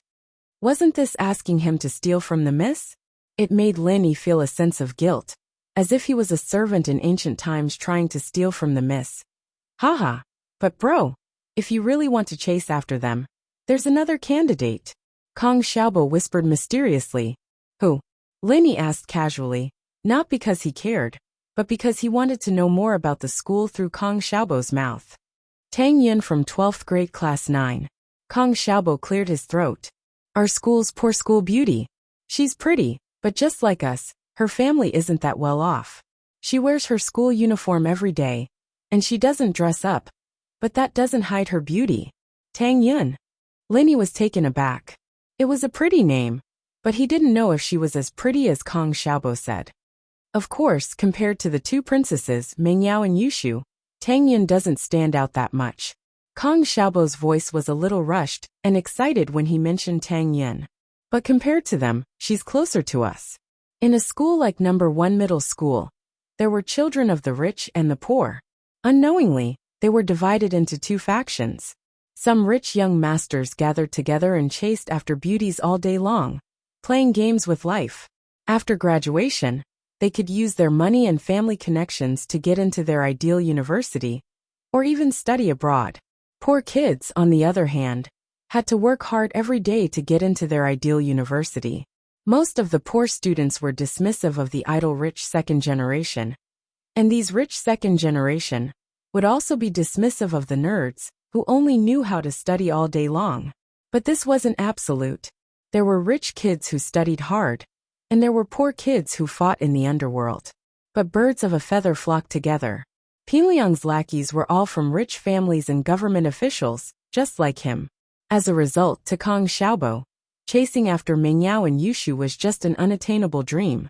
Tang Yun, the commoner school beauty, was the one they could reach out to. Lenny sighed as he looked at Kong Xiaobo's hopeful smile. The school wasn't as simple as he'd imagined it to be.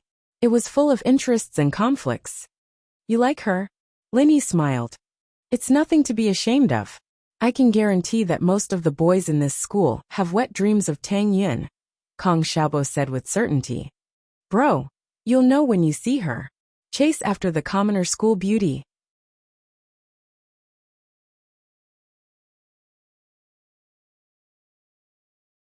It was a tempting suggestion, but Lenny shook his head in the end.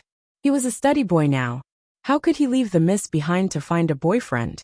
Even if Pingzhan didn't say anything, old Lin wouldn't let him go just like that. One shouldn't be too much of a jerk. It was better to keep a low profile. Plus, the situation wasn't clear yet. He didn't know what Pingzhan was planning. He couldn't be thinking of using his job to steal the miss, could he? Now that he thought about it, it was quite possible. He wasn't related to the miss at all. So this was the only way he could give her love. What if he went after some commoner school beauty and Pingzhan found out? What if he was fired?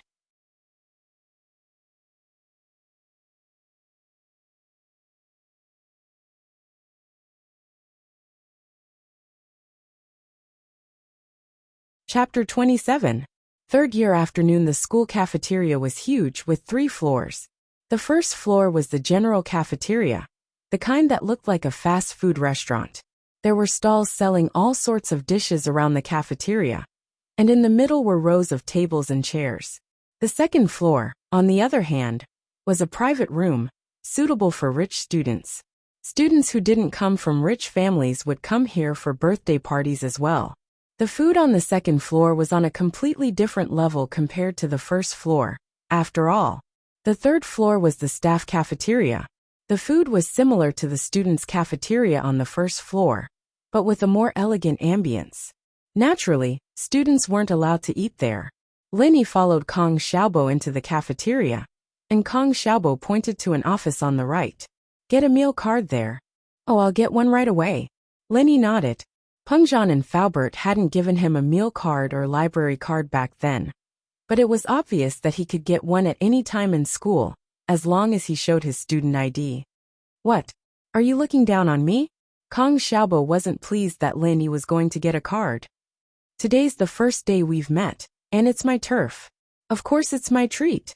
Linny gave up on the idea of getting a card right away after hearing Kong Xiaobo's words. All right, we'll get one after we eat. All right, I'll go with you after we eat. Kong Xiaobo said happily as he led Linny through the small windows of the cafeteria. There were quite a lot of dishes on display, including vegetables and meat, as well as a few staples. There were also buns, dumplings, pies, and the like. Linny ordered some tomatoes and rice, while Kong Xiaobo ordered a plate of shredded pork and steamed buns, spending a total of 11 kuai. It wasn't much, and it wasn't much at all. It was considered average spending. Linny and Kong Xiaobo found a place to sit down and put the two dishes together so that they could take turns to eat. After sitting down, Linny scanned the entire cafeteria. Yushu and Mengyao weren't here, evidently having gone to the second floor. What are you looking at? Are you looking at pretty girls? Kong Xiaobo smiled. Yushu and Mengyao are upstairs, they won't be eating with us. But if we're lucky, we might be able to meet Tang Yun. Really? Linny only cared about Mengyao's whereabouts. He didn't care whether Tang Yun would appear here or not. But Tang Yun's family doesn't seem to be doing well. Most of the time, they only bring food. Kong Xiaobo sighed. Actually, with Tang Yun's status, just a word from her, and there would be countless boys fighting to treat her to a meal. It's not impossible for her to eat in the second floor every day. Ha, ambitious girls won't care about these things, Linny said faintly. You're right, Tang Yun has never cared about these things.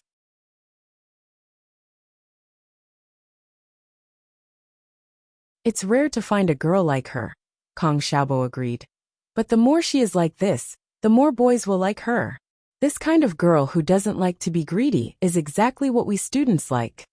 Unfortunately, Tang Yun didn't appear even after lunch. Linny didn't mind, but Kong Xiaobo felt slightly regretful. Many students were like Kong Xiaobo, coming here every day to eat, hoping to see Tang Yun. It had become a kind of expectation. Mengyao and Yushu, on the other hand, were walking down from the second floor arm in arm, attracting a lot of attention from the boys. But to most of the people here, they were princesses high up in the sky, unreachable. Many boys didn't even dare to look at them directly. Linny watched the two walk out of the school cafeteria and went to the management office with Kong Xiaobo. Linny, you were staring at Yushu and Yushu just now, right? Kong Xiaobo asked. I was just looking. Linny was a little embarrassed. Ah, you'll understand in a few days. They are not our princesses. Tang Yun is. Kong Xiaobo looked at Linny sympathetically.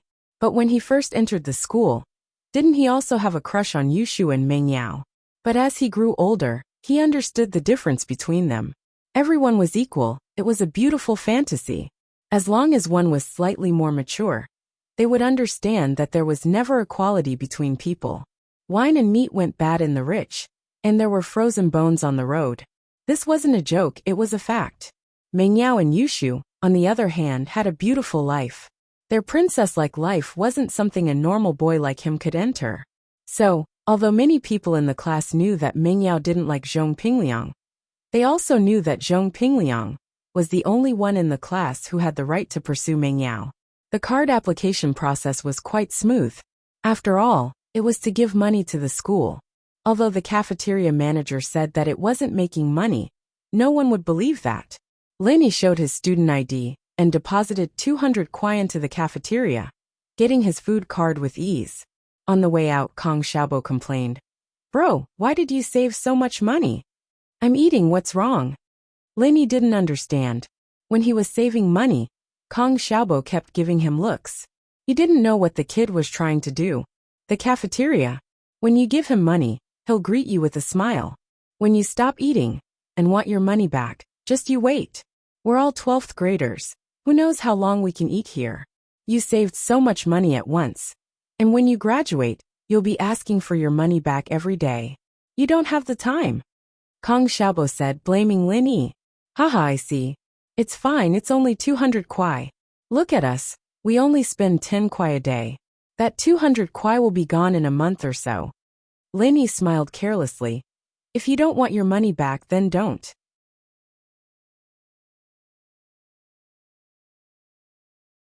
Worst comes to worst, we won't eat for a day and just eat here. You're quite open-minded, Kong Xiaobo praised. If it weren't for the fact that the restaurants outside the school are more expensive, I wouldn't eat in this cafeteria. It's good enough that there's food. Lin Yi wasn't picky, although the food in this cafeteria wasn't as good as the chef Faubert sent yesterday. It was much better than Widow Wang's snack shop at the entrance of the village. When he returned to the classroom, he realized that most of the students didn't go out to play. The 12th grade was precious intense. This was a watershed in life. If you worked hard, you might get into a top university in the future. If you were careless, you might fail.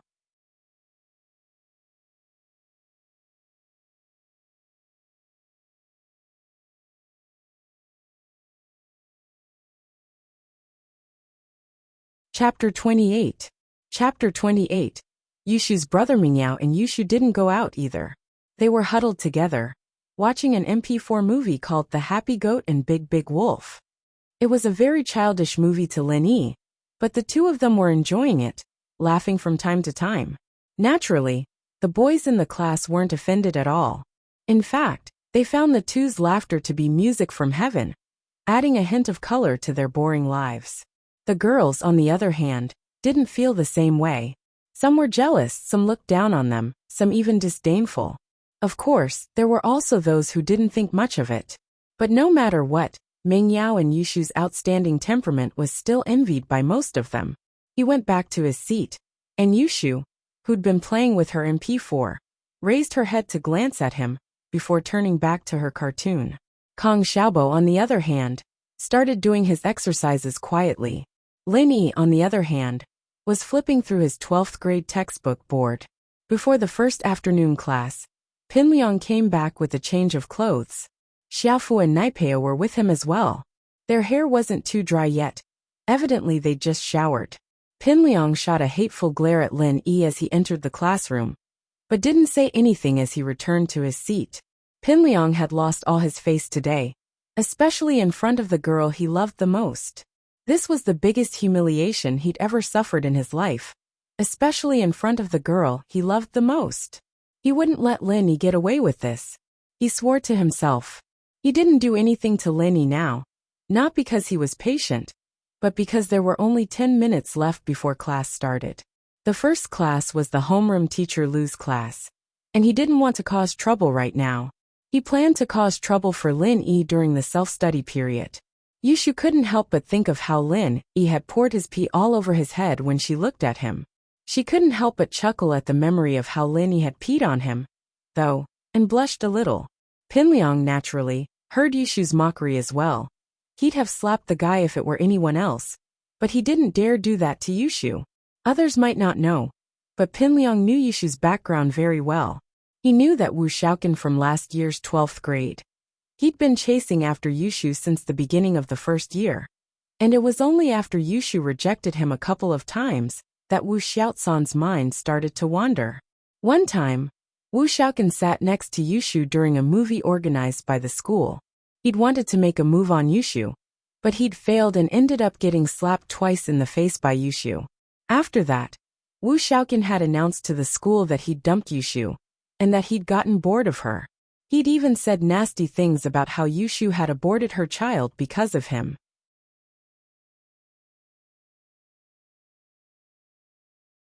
Of course, most people understood that Wu Xiaoqin was just saying that the grapes were sour. They listened to his words for the time being, but did not believe him. But while no one believed Wu Xiaosan's words, He'd pushed Yushu into the limelight for a while. Yushu, of course, had never taken something like that. She'd argued with Wu Xiaocan, even slapped him a couple of times in front of everyone. Wu Xiaocan had told her to be careful after school, that he'd find someone to gang rape her. Yushu's brother, Chen Yeming, found out about it later. It was a winter afternoon. Pinliang couldn't forget that scene no matter how hard he tried. A Land Rover had stopped in front of the school, and a tall, burly guy got out of the car and went straight to Wu Xiaocan, who was playing soccer in the field.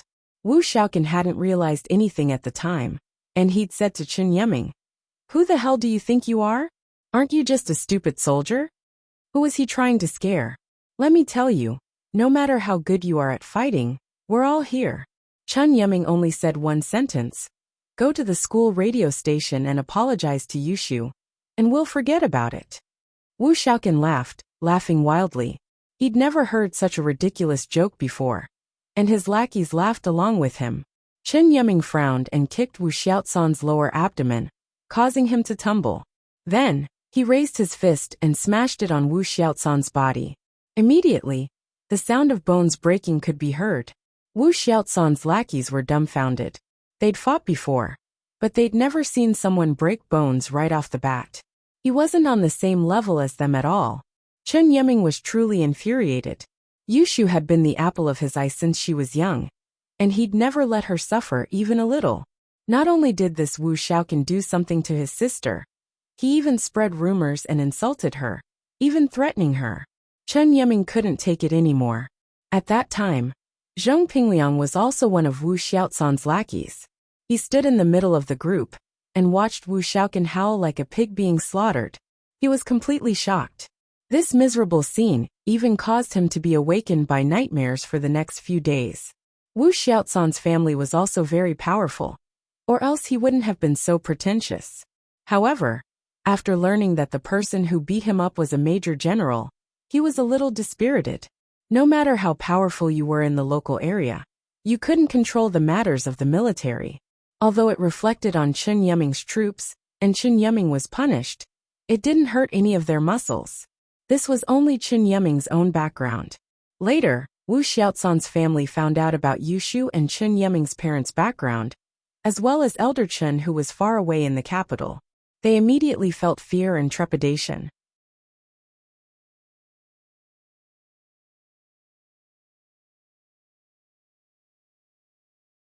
Speaking of which, although their son's behavior seemed to be messing around, it could be considered as intimidation, insult, and slander.